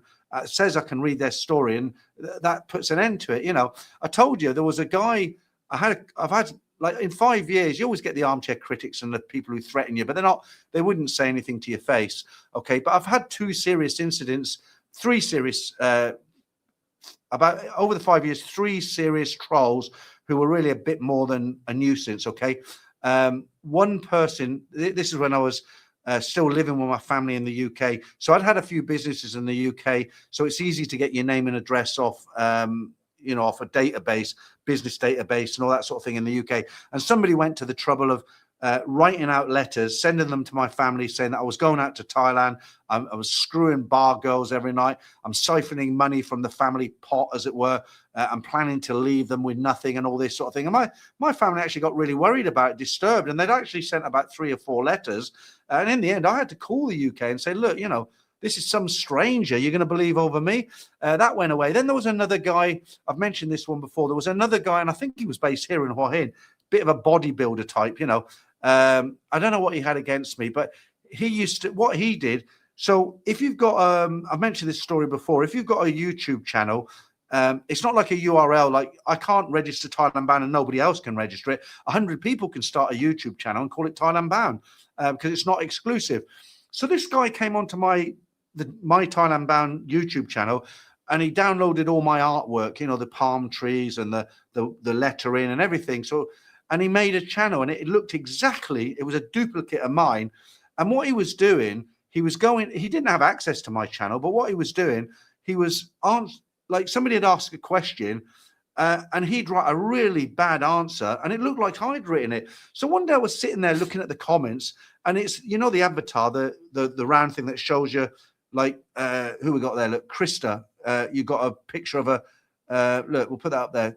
My friend always in North Korea usually shut down. Okay. So the picture there where he's in a suit. Okay. So you know what mine is? It's a round circle with palm trees. Okay. And white writing Thailand Bound. So he was using this and he was answering people. So somebody would leave a comment, a viewer would leave a comment saying, hey, I'm coming to Bangkok next week. I'm planning to take a minibus down to Hua Hin or Pattaya. How long does it take? And this guy would go in and he'd write, you know, I'm not a free travel service. This isn't a tourist free for all, something like that. You say, send me $10 and I'll tell you. You know, and whoever, if somebody read that and believed it was me, they're like, Jesus, this guy's got a cheat. And he was, you know, or he'd write, this is actually funny what he said, but it isn't funny if you own a channel, right? Like somebody would say something like, how much does it cost to get the bus to Pattaya? And he'd say, I've got no idea, but if it's ladyboys you want to know about, I'm your man. Which, okay, you'll chuckle hearing that. But if you know, and it took me months to get rid of this guy. And in the end, how I got rid of him, I changed my avatar to something completely different so that I could look through the comments and all the palm trees that I used were all his. And I just deleted him, blocked him, wrote to Facebook. But it took up a lot of my time. And then there was a guy a few months ago who said, oh, I seen you at the Soy 11. I was going to smack you in the face, but I'll do it next time or something like that. I mean, there's some real nutters out there, you know. So it's kind of normal, you know, that most people who watch your YouTube channel or if you're on social media, most people are nice, you know, and they enjoy what you do, or if they don't like you, they just go to another channel. But there are some real headbangers out there,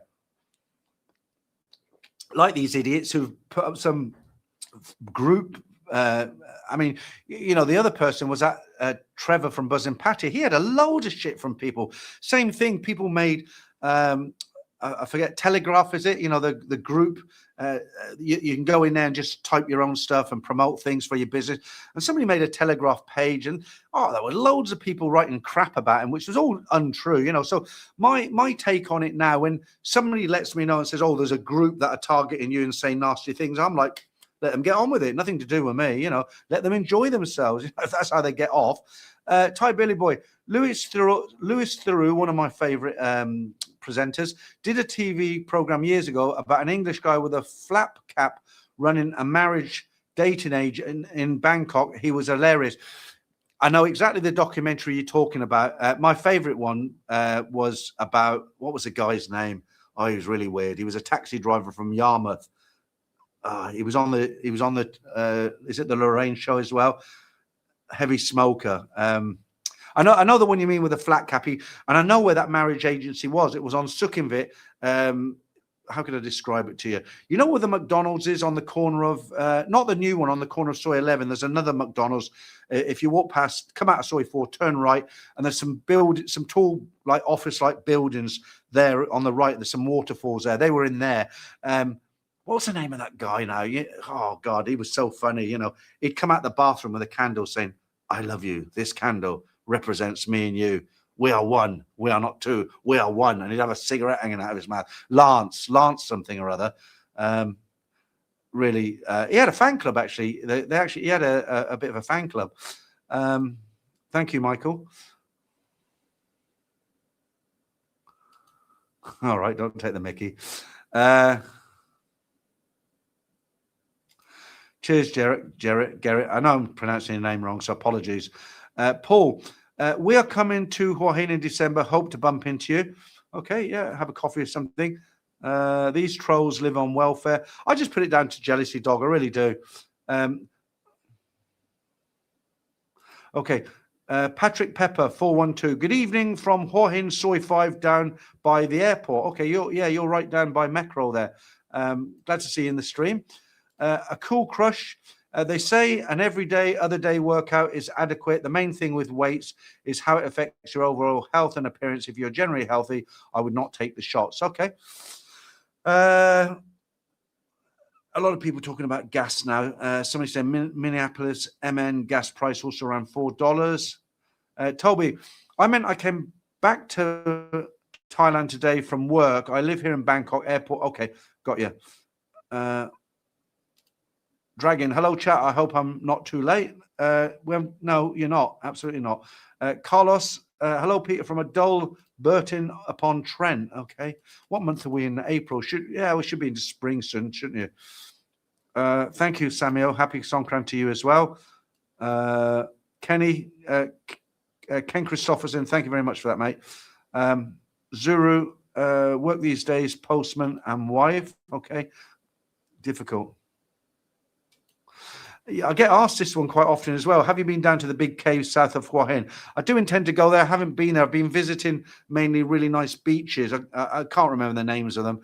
I did a live stream for one when I first got here, but she finishes at the end of the month, and then we can start to go places. And that's one of the those caves are one of the they're on the agenda. Put it that way.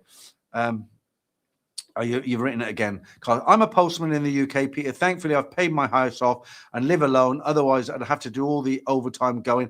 Can't wait to bail out of the UK 3 more years. Yeah, I'll tell you what surprised me. When I was in Bangkok, I met a train driver, an English train driver. Jesus Christ, they're wiping their backsides with £5 notes. They get really good money. I should have been a train driver. John, I think it's you, mate. You're saying, is there a problem with the sound or is it me? Normally, if there's some kind of a problem, I'll get lots of comments, and I've only got yours. Mark, raising a family on an average wage is now impossible in the southeast. That ship sailed after COVID. Birth rate is going to collapse. Okay. I was going to say something there, but I'd be politically incorrect about the birth rate. Jam Jar Johnny, how you doing? Afternoon, guys. 1 week, and I'm back in Pattaya. Okay, you got your ticket. Ben Lino, Palmer was his name. That was it. Was it Lance? Lance Palmer. That sounds familiar. You know the guy I'm talking about on Louis Theroux, don't you? You know, One Love, you and me. He asked to go. He was on a date in a Thai restaurant. And he asked a different girl to marry him after 3 hours. Lake Palmer. That was it. Thank you, David. Lake Palmer. I really enjoyed watching those, but they were kind of cringeworthy, weren't they? Do you remember the episode where, if you haven't seen Lake Palmer, just type into Google Lake Palmer. Louis Theroux, they're hilarious. There's a guy, this is back in the 90s before the internet really, before the internet really took off. You know, you had agencies here and in the UK who used to arrange, these guys get picked up at the airport, taken to a hotel, they get introduced to ladies. These ladies used to go into these dating agencies and then make a video. You know, they'd sit there and, you know, hello, what's your name? And my name is whatever. How old are you? What sort of a man are you looking for? You know, some of them were bloody, obviously bar girls, some were okay girls. And these guys used to come out in groups. And Lake Palmer was a very, I don't know if he had psychological problems, but it was cringeworthy. You know, he'd date different girls and, you know, ask them to marry him after 3 days. And there was one particular episode where he had the girl sitting next to him, and he's like, there was a translator because she didn't speak any English at all. And he said to her, he said, I was thinking, I've got a 3-bedroom house in Yarmouth, me and you in one, your son in the other. And the owner of the dating agency asks Lake something. He says, oh, Lake, can you? And he's like, after. He said, well, he never shuts up, does he? I mean, I don't know if I got that exactly right, but very funny. Right, Thai Billy Boy. Thailand Bound, yes, that guy in the program, the smoker, laugh out loud. I have a good heart, take care of you. I have house. She binned him after one night. So funny. Yeah. Okay, a lot of guys tell me it was Lake Palmer now. Okay, thank you. Eddie, hotel near Soi 8 Pattaya, and it's hell outside. If I head over to Hua Hin, will I get splashed or will I be okay near the bars? Tonight, you'll definitely get splashed. My girlfriend, obviously, it's our first year down here. She talked to the girls from the hospital, and what they basically said is it's full on today, first day, Sunday. Tomorrow, it's hardly anything, okay? But today, yeah, I'm sure Soi 94, Soi Binta Bar, definitely Pegasin Road. She showed me, I don't know which area of Hua Hin it was, but there are thousands of people throwing water about. So, yeah, if you want to stay dry, you need to stay indoors today. Thank you very much, Irish. Appreciate that. Thai Billy Boy, taxi to Lao. It's not Lao, I've been told. It's Low. Taxi to Low. Hi, thanks for Lake Palmer's name. I'll check it out. Poor fella. Is he in the stream, Taxi to Lao? Because he was in Alpha Omega's stream last night with me. And I did mention that he used to come into my streams all the time, and I hadn't seen him for a long time. I thought I might have upset him. Let me just say thank you to who's giving me that now. Uncle Willie B, happy birthday. Thank you very much. Get a couple of points for that. It's not today, obviously, but it was on Wednesday. I was a young 66. Thank you very much, Hikish. Thai Billy Boy, is it on YouTube, the Louis Theroux? Yeah, I mean, if you type in Lake Palmer Louis Theroux, it will come up, but you might only get you might not get the whole episode, but you'll get lots of small clips, 3 minutes, 5 minutes. You can just go through them. Don't watch them now. Wait till afterwards. Michael Max, is there a high and low season in Hua Hin? Yeah, well, basically it's Thailand. There's a high and a low season in Thailand. So the high season here is basically November through to the end of January, because that's when the temperature drops by about 10 degrees. And then in between, after that, you've got the rainy season, you've got the hot season, but if you want to come here and you want no rain and you want it to be fairly coolish, you come between November and end of January. That's when my daughters are coming, November. Samo, is it? Peter, what is your take on Central Hotel in Hua Hin? Is it worth the money? Do you know, I actually made a video about that place. I didn't go and look at the rooms. I'll answer your question in a minute. You haven't put how much you're going to be paying a night. If you tell me in another comment if I think it's worth it, what I'll tell you about it is this. It's the oldest hotel here in Hua Hin, because I researched this when I did the Royal Golf Course, the oldest golf course. And people used to come from Bangkok by train, and they used to stay in the Centara. Okay, but it was originally called the Railway Hotel, and it was built in 1921, finished in 1924, and it was built by a Scottish railway engineer who designed the railway and station in Hua Hin. Okay, I'm not clever. I only know that because I researched it because I did a video. The thing about that hotel, it's been in a lot of movies. It was in the Killing Fields because it looks colonial, and if you look at the balconies, they could film there, and it looks like the 1920s, 50s. It's a beautiful hotel. I actually went into the gardens. You can go right down to the sea there. They've got a screened off area, glass. It's a really nice hotel. But if you tell me how much you're paying a night for it, I didn't see the rooms, but I can imagine the quality of the rooms there. It's a great location, and it's a very, very nice hotel. Yeah, Ricky, does your complex have a pool so you can cool off? No, unfortunately not. We're not in a complex. So what you're talking about is a muban. So normally what would happen, you go into it's a gated community, the security at the front, landscaped gardens, a big pool shared by several, by the community of the muban. Where Simon has one of those, but you're paying, about 1,500 baht a month in services to them. So, that's like about 1,800 baht, 18,000 baht a year. We don't live on one, not because of the money, but we live on just a Thai street, so we haven't got any of those facilities. And the reason being, my girlfriend's mortgage, they would only give it 2.4 million. So we were really at the lower end, and we were very, very lucky to find this house, which is a 3-bedroom, 2-bathroom, nice big carport, very nice space. But we are in a Thai neighborhood. The neighbors are really nice. The guy next door, he's a chef in one of the big hotels. Young guy across the road there always says hello to me. Wide me the first time he ever see me. He doesn't wide me anymore, he just puts his hand up. He works in a hotel. I don't know what he does. Guy next to him goes out with a pickup truck full of pineapples every morning, comes back at 4. Guy beside him's got his own company. So I'm living in a regular Thai. It's a village, actually, just on the outskirts of Hua Hin. So although I do live in Hua Hin, technically, I actually live in a Thai village and a Thai neighborhood. I mean, you can't get any more Thai than that, can you? And I actually like it because if I want to go and be a tourist, get into the tourist area and go to Scruffy Murphy's or Father Ted's Irish pub or have a pizza or something like that, it takes me 20 minutes to get into town, 20 minutes, half an hour at max if it's busy. And then when I don't want that, I'm living with the Thais, in a Thai neighborhood. And I'm picking up a lot of Thai now, really fast compared to what I was when I was in Bangkok.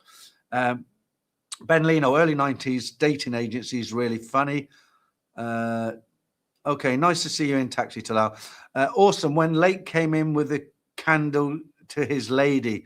I know. I mean, it was cringeworthy, but when I felt sorry for him, he was on the Trisha show and he was on this chair in the middle of the stage and he was just giving his view. And they were saying, well, why don't you like English women? And he was being honest. He said, well, English women have lost that respect for their man, and Asian women know how to take care. And they really laid it. He was set up, actually, and they laid into him. It was just entertainment. I felt sorry for the guy. The guy, he wanted some love in his life, but he had a screw loose. He wasn't all there. But yeah, when he came out with that candle, I give you this candle. Yeah, funny stuff. Right, Dave, the woman dumped as stated above. Then he ended up finding a Filipino and live with her, but she unfortunately died before him. He died in his early 80s. If you Google Lake Palmer, rest in peace, it comes up. Okay. At least he found, I mean, what a life, eh? He finally finds the love of his life and she dies before him. Sad. Johnny, thank you, Johnny. Same to you. Happy Songkran. Paul, have you ever water skied, Peter? I haven't, Paul, not at all. No, I've been on jet skis, never waterboard. Paul, hey, Peter, all. I fall into the basic wage bracket. I know what you mean. Sees me off when you get married. People say, where's all your money go when they've got 2 or more people bringing money into the house? Yeah, I mean, that would help a lot, wouldn't it, if your wife works as well? But, if you've got kids, it's difficult. Brian, I read recently over 46,000 Thai ladies live in the UK. How many of them stayed loyal or turned into a butterfly? That's what actually shocked me, because when I was bored, I put some figures into ChatGPT. How many I put? I thought there's a lot of foreigners living in Thailand, and I put into ChatGPT how many foreigners are full-time residents here in Thailand, not tourists, full-time. And the figure that came out, I can't remember, but let's just say it was 40,000. Okay, and then I did it the other way around, and the difference for Thai people living in England was about 8,000 more than there is foreigners living here in Thailand, which was amazing.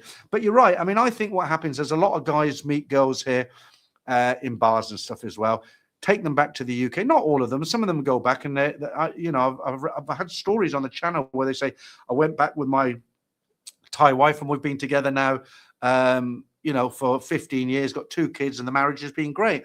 But I'm sure there's a lot of cases where guys go back with Thai girls, it doesn't work out, they separate, and she ends up working in a massage parlor. I was quite shocked. I raised my kids in a small market town called Kettering, and when I went back, I noticed there were 3 Thai massage shops in the town centre, and we never used to have any there. Peter, hi, how you doing over there on Facebook?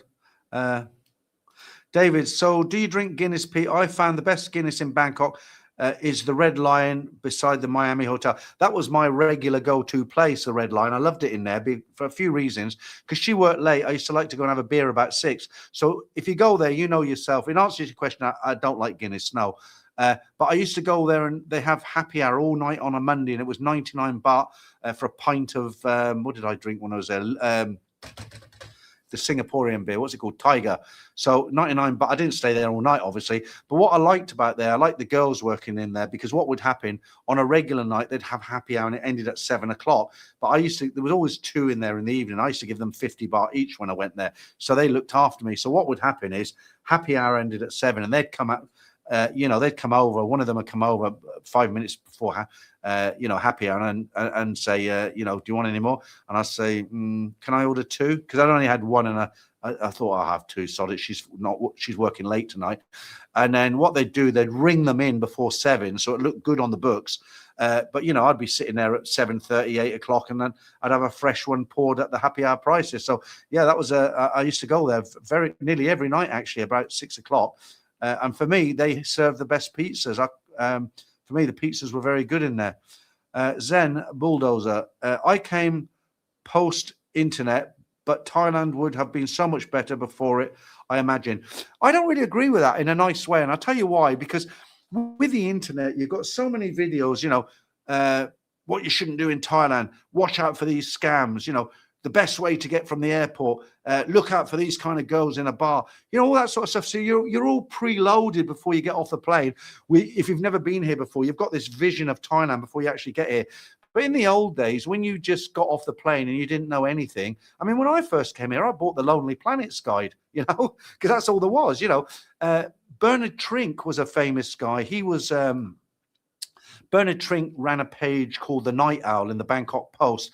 I think it was Thursday night it came out. So Bernard, he's dead now. But what he used to do, if you wanted to know what was going on, in the Nana Plaza, Cowboy, those sort of places, what Bernard used to do, he used to go around these places every night or in the afternoon, meet the bar manager, see what's going on, what promotions was going on, new bars were opening up, new Mama San was coming to this bar. And what he'd do, he'd have a page called the Night Owl, as I say, in the Bangkok Post. And if you wanted to know what was going on in Bangkok, you buy the Bangkok Post Thursday morning or whenever, open up to the Night Owl, and you had Bernard Trink's page there. There was a whole wall dedicated to him in the Patpong Museum, which is now closed down. But in answer back to that, I came post-internet, not just trying to argue for the sake of it, but I think it was more exciting in those days because you learned what you could, which was basic because there was no internet. You got off that plane, you were hanging on by the seat of your pants. It was all new to you. Everything was a new experience. The smells. You come through that airport, it's like hitting an oven, or as Simon once described it, it's like the hot air hits you like a brick. You round in tuk-tuks and everything. I just think it was a much more exciting time back then. Taxi Talal, no, not upset, Peter. Just timings of streams. Not so good these days. Great stream you're doing with Dave. I'm watching all the lawn vids on Facebook. Okay, they'll send you to sleep if you can't sleep. No, Dave and I are planning to do regular live streams, and I've got a special guest on my Sunday stream in 2 weeks' time, which I don't want to let the cat out the bag. So I hope you can join us for that one. Somebody you probably know. Okay, Central Hotel is about $280 a night. Okay, let's just calculate that up. So I presume that's US dollars. $280. Let's take it at 31. 8,600 a night. Yeah, that's about right. I mean, it's a 5-star hotel. The rooms are going to be wonderful. You're not going to. I mean, look at the Hilton in Pattaya. I just out for fun, I looked one time how much they were charging for their rooms, and there were no special events going on, and it was like 18,000 baht a night in the Hilton. 18,000, and that was just a normal Tuesday night or something like that. And there was no, it wasn't Songkran or fireworks or just a regular night, and they were full or near off full. So yeah, 5-star hotel. That hotel, beautiful hotel, that sort of money. If you can, I mean, I can't afford to pay that for a hotel. But if you're coming on holiday and that's what you're paying, you won't be disappointed. Very old hotel, a lot of history. Zuru says, stayed in Central Hua Hin many times over the years. It's worth the money. Okay, there you go, straight from the horse's mouth. Now, I just want to tell you, if you've joined the stream late, there won't be a member stream tonight. Now, normally what would happen at this time, 9:30, I would end it now because I'd need to take a break and the member stream would start at 9:45. So what I'm going to do is, because I've got something personal to do very early in the morning, I can't stay up too late tonight. And, you know, when I finish the streams, I can't just flip the laptop and go to bed. I've got to do a lot of things behind the scene. Okay. So I'm not, this week is a very rare that I don't do the members stream. Okay. But what I am going to do, I'm going to continue this one for probably another half an hour. It's 9:33 now. So I'll try and take it till 10 o'clock as long as the comments keep coming in. And then I'll probably call it a day. So I hope any members out there, you'll give me a break this week. And I'll make it up to you when we do the next one. Now, that sounds familiar. Have you visited the vineyards in Hua Hin? I might have done, because some places I've been to, and I just haven't known what the names are. Somebody's invited me. Binto, stop biting my chair. He's awake. Yeah, I remember Dave last night. He said that. So, low, as in like L-O-W. Right, I know it's the wrong way to spell it. But by the way, Peter, it's not Lao, because I used to call you taxi to Lao, and it's not, is it? So it's taxi to low. Is that right? Taxi to low. Thank you. Who's that? Johnny, very generous of you as always, mate. I get a beer. My birthday was on Wednesday, so I have a beer on you for that. Thank you. Samuel 1997. Central Hotel is £280 a night. Waterfront rooms. The room in... What the hell are you eating? I'm trying to get my T-shirt. Get off. Bye. The problem is, because he's teething, he wants to eat everything. He's trying to chew on my T-shirt. Traditional Thai style, not modern by any means. The location is ideal. Yeah, I mean, the location is very, very good. Why don't you sleep? Huh? Why don't you sleep? I'll be covered in hairs now. Get off. Where you been licking before you've been licking me? Okay, he wants to go down. It's not comfy, is it? Okay. All right. Oh, hairs everywhere. He's trying to bite my T-shirt. Get off. I might put him out. Hang on. Son? Hang on, guys. Let me just put him in the bedroom. Go on. In you go. In you go. Oh. Right. Did you get a flash of my colourful shorts there, my beach shorts? Because you only see me from here, so don't bother about the bottom half. You see, so I've got nice shorts. The reason I've got a T-shirt on the back of the chair is because in the daytime, I have the fan on sometimes, not the aircon, and I don't have a shirt on, so it's quite uncomfortable on the chair unless I've got cotton behind me. Okay. David, I remember on that show, there was a man who could not control his temper. He met a plain but genuine Thai lady. Years later, they both reviewed by Lewis, and they were happily living in the UK. Okay, I didn't see that one. The guy could control his temper. There was another one in America called 90 Day Bride or something like that. That was quite a good one as well. Australian, I can't pronounce it. Sorry. There's around 36 million females in Thailand. Of that, around 10 million are aged between 20 and 30 years old. No shows. How much of a waste of time Pattaya, Patong, etc. is. Okay, you've been doing your research there. Hello, Kun Peter. How are you doing? Tada, I never listened to that 4-minute message in the end because I meant to do it later and I never got round to it, so I don't know what it said. So sorry about that. Another one from, I'll just call you the Australian. Dominim Dames, he used to call the bar girls, I think. Okay, all right. Paul, the first time I went to Bangkok pre-internet, I walked from the Mandarin Hotel to Pat Pong. Where's the Mandarin Hotel again? God, oh yeah, Mandarin Hotel. Oh, that's quite a way. Ryan, what are you trying to do? Put me on a guilt trip. I spent the kids' lunch money becoming a member, and there's no member stream tonight. Does YouTube allow content in member streams that would not be permitted in regular public streams?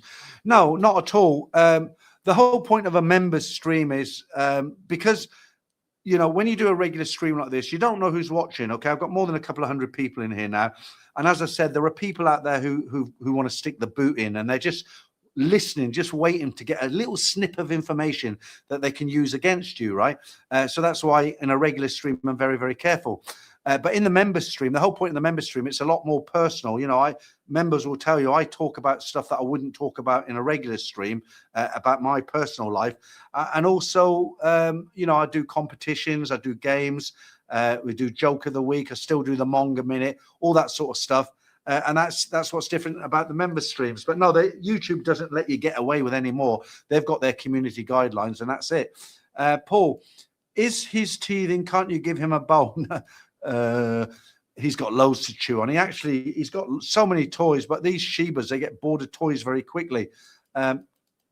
You know how I settled him down yesterday afternoon? He was looking for something to chew. I gave him a plastic coat hanger. He was over the moon. He was playing with that for about 4 hours. A plastic coat hanger.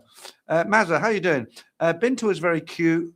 We're looking to get a dog soon. The missus wants a border terrier. Do you know anything about them? They're very, very yappy dogs, Mazza. Let me just go back to what I was saying before, because I actually got sidetracked, and I'll talk about this as well. So I was saying earlier, people suggested, why don't you get a rescue dog? And I was halfway through it, then I went off subject. You just reminded me there. So there was a couple of issues. One, we were worried that he could be psychologically damaged. And when we got him home, we couldn't train him. He wouldn't, he was just not right in the head, and he'd be a lot more trouble.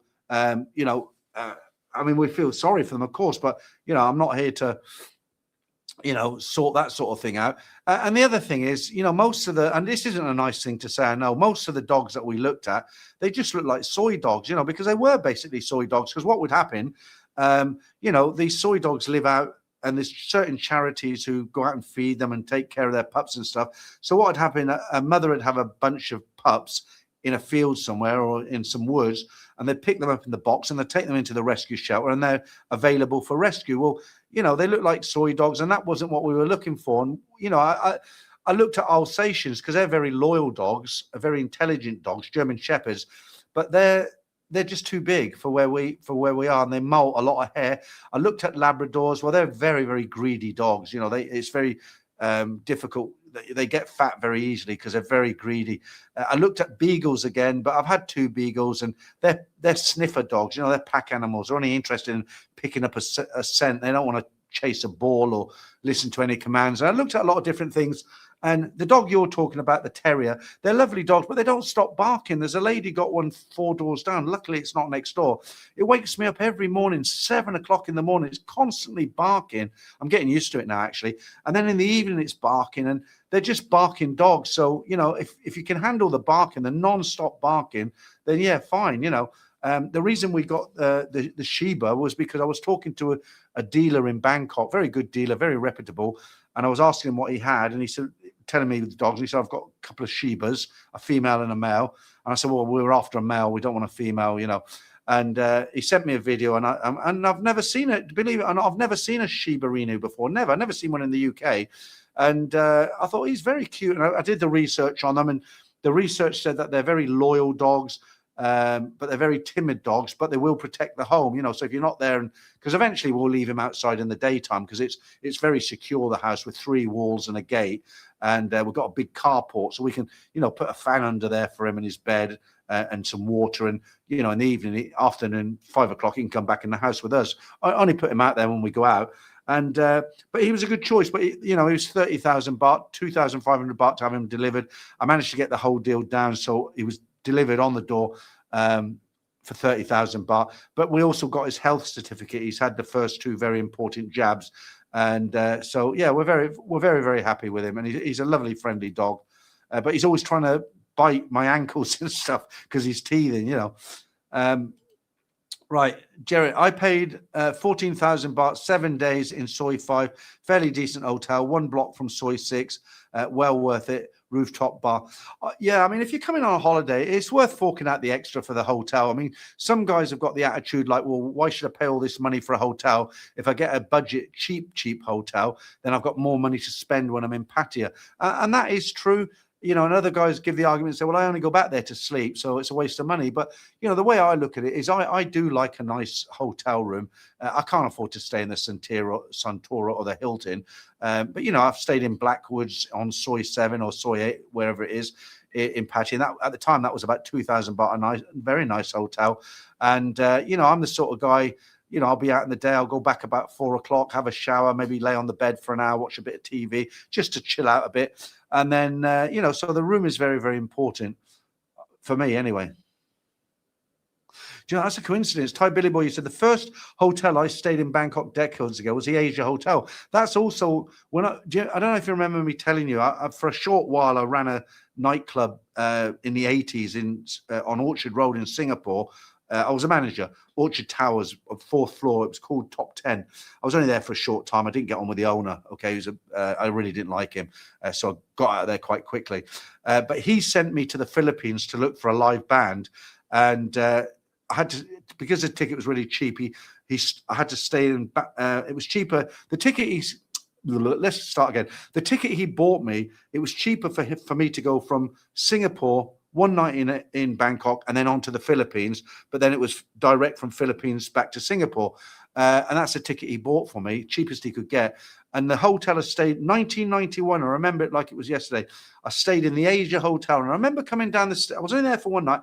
And I remember coming down and walking out the front door of the Asia Hotel and looking around and thinking to myself, what about all these girls I keep hearing about in Thailand? It looks pretty normal to me, you know. And I wasn't really, I didn't jump in any taxis and say, take me to, I was tired, you know, I'd just come on my way to the Philippines, and I ordered a few. I used to wear suits in those days. I ordered a few suits from the Indian tailors that were delivered to me the following days. But there's a coincidence, yeah. Okay, I agree with that. You know, they have Bonios in UK for dogs. They've got all the treats here. We've got the treats on the bookshelf out there. You know, the ones where they have to chew for ages. You know, we're not living on Mars. I mean, they do sell. We have got pet shops here, and we've got all that. Okay, Ryan says border terriers need a big yard to be in all day or walk 10 miles. Yeah, they're only little dogs as well, aren't they? The Australian 2.5, 160 in VN10 now. Terrible air across the north. Hua Hin may be the place to be. The air quality is pretty good down here in Hua Hin. Blue skies. There's nothing hanging in the air like you see in Bangkok. Uncle Willie B, it seems to like slippers the best. Oh, he's destroyed two of my, when I say flip-flops, these sort of things. I think there's even teeth marks on here. Look, you know, you wear these, don't you? You don't wear socks indoors. You see his teeth marks there. Well, he's destroyed one pair of them. He's destroyed 2 pairs of plastic rubber shoes. They're just casual shoes that my girlfriend has because we keep them outside the back door. Oh, it's up my nose again tonight. And yeah, you know, he got a flower pot yesterday and he makes a hell of a mess. Yeah, he speaks Japanese. Who's that?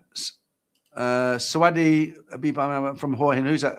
Oh, okay. Listen, we gotta hook up this week somewhere for a coffee. I mean, if you want to, that is. I'm assuming. Can you give me a shout on? I've got an appointment on Wednesday lunchtime with somebody. Maybe we can meet up on the Tuesday or the oh no, she's off Monday, Tuesday. Maybe meet up on Thursday if you're free for lunch or something like that. I think you've got my email address, right? If you haven't, let me put it up here. There you go. Look, you can pause it, go back to okay. Right, okay. Where are we? A few people on Facebook there. Robert, are you still going to the gym? You've obviously come in late, Robert. I haven't been for about a week and a half, but I'm planning to start going again from this week because I do it. You know, the thing is, I can't really walk around here because it's hot and the soy dogs and everything. I mean, you can walk, but it's, you know, there's cars coming by and stuff. So I go to a proper gym. I can join for a month at a time, 4 months at a time, a year. It's only 2 miles from my house. It takes me 10 minutes on the scooter, and I should be going, you know, at least every 2 days. Neil, how you doing? Happy Songkran from cold, wet, dull, blighty Yeah, I hear you. Ricky, the Standard Hotel right on the beach has a beautiful pool. You can use a non-guest 500 baht. Okay, good information. Price includes food. Thai Billy Boy Peter, did you ever go to Check-in 99? I know exactly what you're talking about. On Sukhumvit to see the Filipino band Cherry, Kiko, and the other girl. I don't remember the names, but I know it exactly. If you came out of Nana, you'd come from the Asok way. It was on the right there. Do you remember the little dwarf who used to stand at the door and you had the white and check tiles, didn't you? Yeah, great little club in there. It was a kind of, I don't know if you class it as a jazz club or a nightclub or, yeah, but the Filipino, it was a very kind of friendly place, wasn't it? Okay. Who's that? Ernesto, is it? Good evening. Good evening to you, sir. Right. What do you want to talk about now? I'll keep it going for another 10 minutes, 12 minutes or so. I think I've covered all the comments. Just on the pollution there, somebody was asking me about why don't the Thai government do something about it? Because, you know, the pollution is caused by the farmers. They've cropped the sugarcane and everything. They've harvested it. And what it is, they burn the stubble. And someone's made the comment and said, well, why don't they...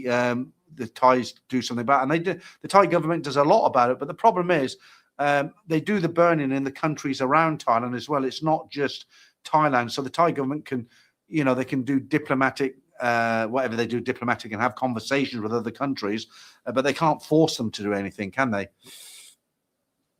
Okay. Did I say thank you for that, Uncle Willie B? I think I did, didn't I? Yeah, Thai Billy Boy, just on that again. Thanks for Lake's name. That's his first name. It's Lake, not Lake. So it's Lake Palmer. Very good, very cringe-worthy watching. Okay, I think I'm going to end it now, guys, because I wanted to keep it going for another 10, 12 minutes. But for some reason, the comments seem to have dried right up. And I don't know if that's something from YouTube or, okay, we've got one just come in. Must be your checks in the post. Let's get Kun Peter to 100 likes and 200 plus watching. Okay. Somebody was telling me it's not possible to do likes on a certain phone. Okay, that's funny. The prices have gone up for the BART buses in Pattaya now, 15 to 20 baht. What's that, 50 pence or 40 pence? It was always 10 baht, wasn't it, every time you turn the corner?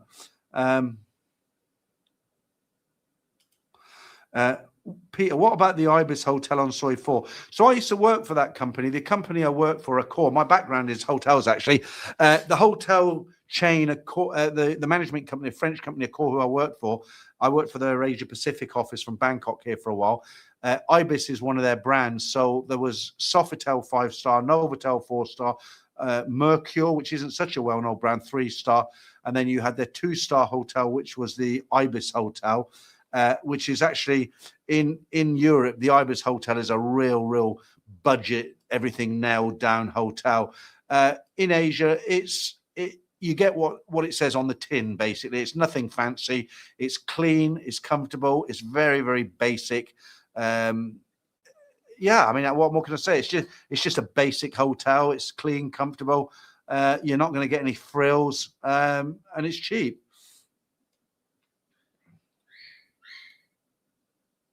Was that the dog or something outside? Well, yeah, Ricardo, somebody mentioned that earlier. Lake Palmer died in 2024. The Gormless Twit 849. I wonder what he'd be thinking if he's looking down from up there, Lake Palmer.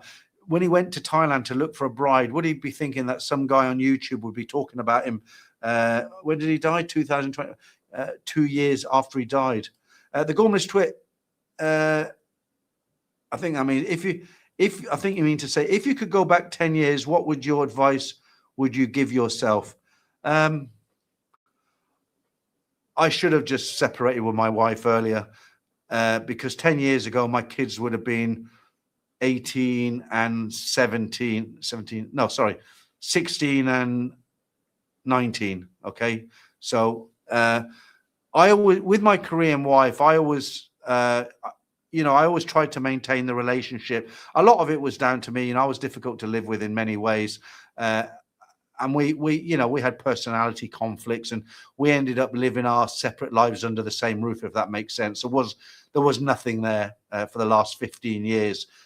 It was just a kind of soulless marriage. I met her in Korea 33 years. Well, now it's 34, 5, 6, 40, 37 years ago. The marriage lasted for 33 years. But, quite frankly, it was a dead marriage. We only really stuck it out because of the children. And in answer to your question, so what I would do, I would always hope for the best. I didn't want to take that step, and because I was worried about my kids, even though they were grown up, I was worried about my wife, because even though we were going to separate or we weren't getting on that well, I still felt I had some kind of a duty of responsibility for her because I'd brought her to the UK. So in answer to your question, what would I have done different? I think I would have come to Thailand 10 years ago instead of now, leaving it till now. I'm 66. I came here when I was 62. If I'd come here when I was 52, that probably would have been a better thing to do. But you can't look back in time, can you? You can't change your past. There's an old saying: you can't cry over a spilt bottle of milk, and you can't change the past. You can't look back. You got to look to the future, and it hasn't worked out too bad for me. Both my daughters are. One works for the NHS. She works in a hospital. The other one's got her own business. She runs a beauty business. She does very, very well. Weddings, that sort of thing. She's got a chair in a beauty shop where customers come to her. My wife's got a pretty good job. She earns about 1,500 quid a month, pounds. She's got her own house that she owns. So I'm not worried about them. Me, I've come out here. I was virtually an alcoholic the first 2 months I came out here, like a broken man almost. I was in Pattaya. I was getting drunk every night. I was hanging around bars, bar girls. I was lucky to pull myself out of the abyss, as they say. And then I went into Bangkok, as I was there for 3 years, living in a very nice studio apartment, but it was quite lonely. You probably think, well, how could you be lonely in Thailand? But you can when you've lived with a family for the last 30 years, 20 years with the kids, and there's always some noise in the background. You can hear people running around upstairs, toilets being flushed, and then suddenly you're in your own apartment in Bangkok. A lot of guys say, wow, I'm single again. And yeah, there is that aspect to it, but it got a bit lonely. I got lucky. A lot of guys meet girls on Tinder, and they turn out to be, just looking for money and stuff. I got a friend in Bangkok. He was seeing a girl off Tinder, and he came off the beat. He'd been seeing her for a month or two, and he was like, he always said to me, oh, she's a nice girl, she's this, she's that. And he'd really fallen for her, and she didn't give out any bad signals. And he was living in Soi 8 as well. And one day he came off the BTS.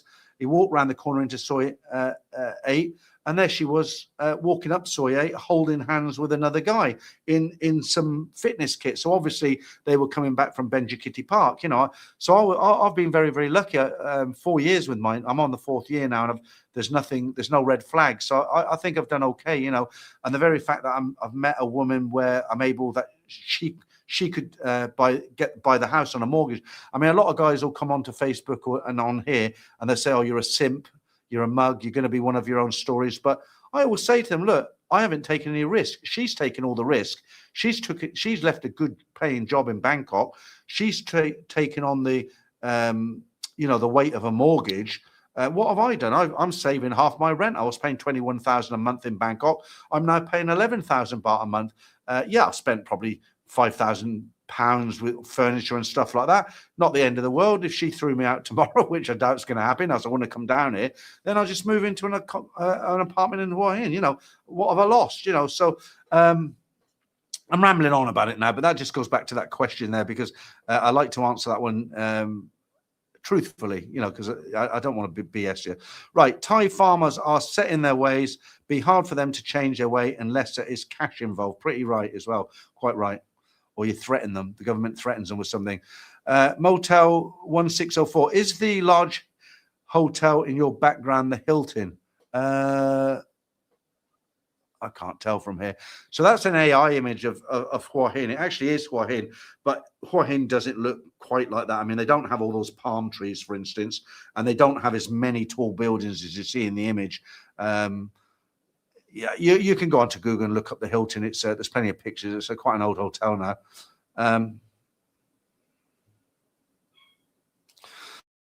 David, hey Peter, going back to your comment earlier about going out to the pubs in the UK, I'm currently sitting in the pub where my girlfriend works, and the price for Stella is over £6 a pint, 3 beers, 20 quid. Yeah, I have heard that the Witherspoons are pretty good.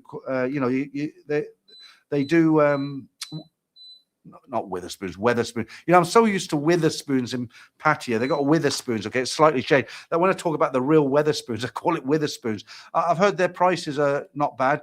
But yeah, you're right. I mean, UK pubs, expensive. Australian, I wish I could pronounce your name. Australian Cho, is it? I don't know. You say Accor I'm a member. They're okay. Okay. I mean, I haven't worked for them now for 26. Oh no, it was before that, wasn't it? A long time. You must have come in late. And how does it pronounce that? Ernesto 69. No, tonight there won't be. The reason why I'm going on longer tonight, I'm going to knock it on the head soon. It's coming up for 10 o'clock here. I've got something personal I've got to do very early in the morning. I don't want to be up too late. So just for this week, there isn't a member stream. But then the following Sunday, not next Sunday, but the next Sunday, I've got a very special guest coming in. So that should hopefully make up for it. I normally finish the regular stream at 9:30 in preparation for the member stream. That's why I've gone on later tonight, because I'm not. I don't want to be too late, but I can be a little bit longer on here. Jeff, fried rice. I haven't seen you in for a while, Jeff. That's cheaper than the USA, David. We are overpriced here, and now more than ever. Thai Billy Boy, we must all be of a similar age in chat as we can remember Lake's documentary. Do you know that's I agree with it. I think we are all about the same age, because I get a few younger guys in. I also get a few women. Believe it or not, some women actually are subscribed to my channel. We had a couple in tonight, didn't we? I think we are all about the same age, because what happens, I find a lot of guys down here tap me on the shoulder and say, hey, I watch your channel, or I like your channel, so much more than in Pattaya and Bangkok. And I think what it is, the retirement age, guys who are around retirement age, 55, 65, that seems to be my core audience these days. And I think that's why I get recognized down here so much. Gerrit, thanks, Peter. Great stream. Love it here in South Africa, Cape Town. Keep doing what you're doing. Thank you very much for that. The Gormless Twit, thanks. Very similar to someone I know. Okay. Jeff Fried Rice, you've been a member for 45 months. Thank you very much for that. A cool crush. Lake's wife looked so young. She's sad she passed. They looked happy together. Yeah, very sad. Okay, Samuel, I'm a 60-year-old man from the US. I was married to a Thai woman for 7 years, divorced a couple of years ago. I bought a house in Thailand for 5 million baht. Well, I will presume that was in her name, because you can't buy land or a house. People come in and say, oh, yeah, you can do it through a company. That's really easier said than done, and very, very expensive to do. Hopefully you got to keep your house. Now we are divorced. Can I claim it back? Oh, okay. I didn't see that one. No, you've lost it, basically. I don't want to say that in a nasty way. So the thing is here, foreigners, they can buy a condo, an apartment, but it's only on a 30-year lease, and it's not automatically renewable. So if you have it on a 30-year lease and you think, well, I'll be dead before that ends, then fair enough. But if you're thinking, well, I'll renew the lease, it's not guaranteed, And technically, you can actually buy a house, but you can't buy the land. So somebody could own a plot of land and say, yeah, you can build a house on my land, no problem. And you can own that house. But, who would be so crazy to do that? Because basically, you're putting your investment, your house, really, that person who owns the land, if they sell that land tomorrow and the guy comes along and says, well, this is my land, I want to use it, get the house off, you can't do a thing about it. And also, you've bought that house, you put it in your girlfriend's name, that's it. She's got full 100% legal owner. The Thai, they won't help you at all. And it's not like in the West, like, if you've been with her for so many years, you're entitled to half, or, all these rules they have to protect people in the West. Here, you, as a foreigner, you buy your Thai wife or girlfriend a house, and one day she decides she doesn't want you in her life anymore, or you don't work it out and you move out. That's it. You've lost it. And I'm really sorry to be so dramatic and give you the bad news, but you won't. I wouldn't even waste more money on a lawyer. You'll get nowhere with it, believe me. Okay, someone's just backing up what I say there. Put that on the screen. Ronald, thank you. Just listening today. Somebody else saying, cut your losses and move on. Very sad, though. Australian Jiao Chul, I think. Thank you very much.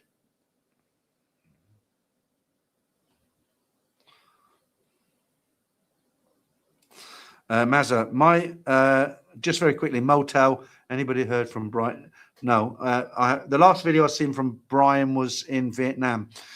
I think it was Vietnam. Mazza, my missus enjoys listening to you, Peter. Thank you very much, Mazza. That's nice. Tell her thank you very much. If you tell me what her name is, I'll give her a shout out. If you have time, maybe you could give. Oh, okay. If you have time, well, we'll put the comment up there. Sammy, thank you for watching. We do have a few women in, but not as many. And I'm glad you enjoy the channel. Okay, so one for dedication for Sammy there. Right, Robert. Cheers, Pete. A great stream as always. Hope all goes well in the morning. Keep well. Love to the four-legged friend. He sleeps with us now in the cage. And make sure no chewing off the cables if teething. Okay. All right. Last comment there. Guys, I think I'm going to end it there. Sorry about if you're a member. Sincerely apologize. I'm not doing a member stream this week. It's very rare that I would do this. But as I said, I've got something personal I've got to do early in the morning. But I have tried to make it up by making this a 2-hour stream rather than a 1.5-hour stream. Okay. Guys, wherever you are during Songkran, I hope you took shelter. Excuse me, there's more water coming out my mouth than there is out there. I hope you've taken shelter from the water if you're not really into it. And hopefully most places around Thailand, it'll be kind of dim, less tomorrow. And by Tuesday, you should be safe to go out without an umbrella. Okay. Thanks for watching. Don't forget the next live stream, scheduled live stream, will be next Saturday at 2 p.m. Thai time. Very casual, very enjoyable. It'd be nice to have you come along. That's a week yesterday, Saturday, 2 p.m. Thai time. Okay. Thanks for watching. I'll see you all soon. Have a good week, whatever you're doing.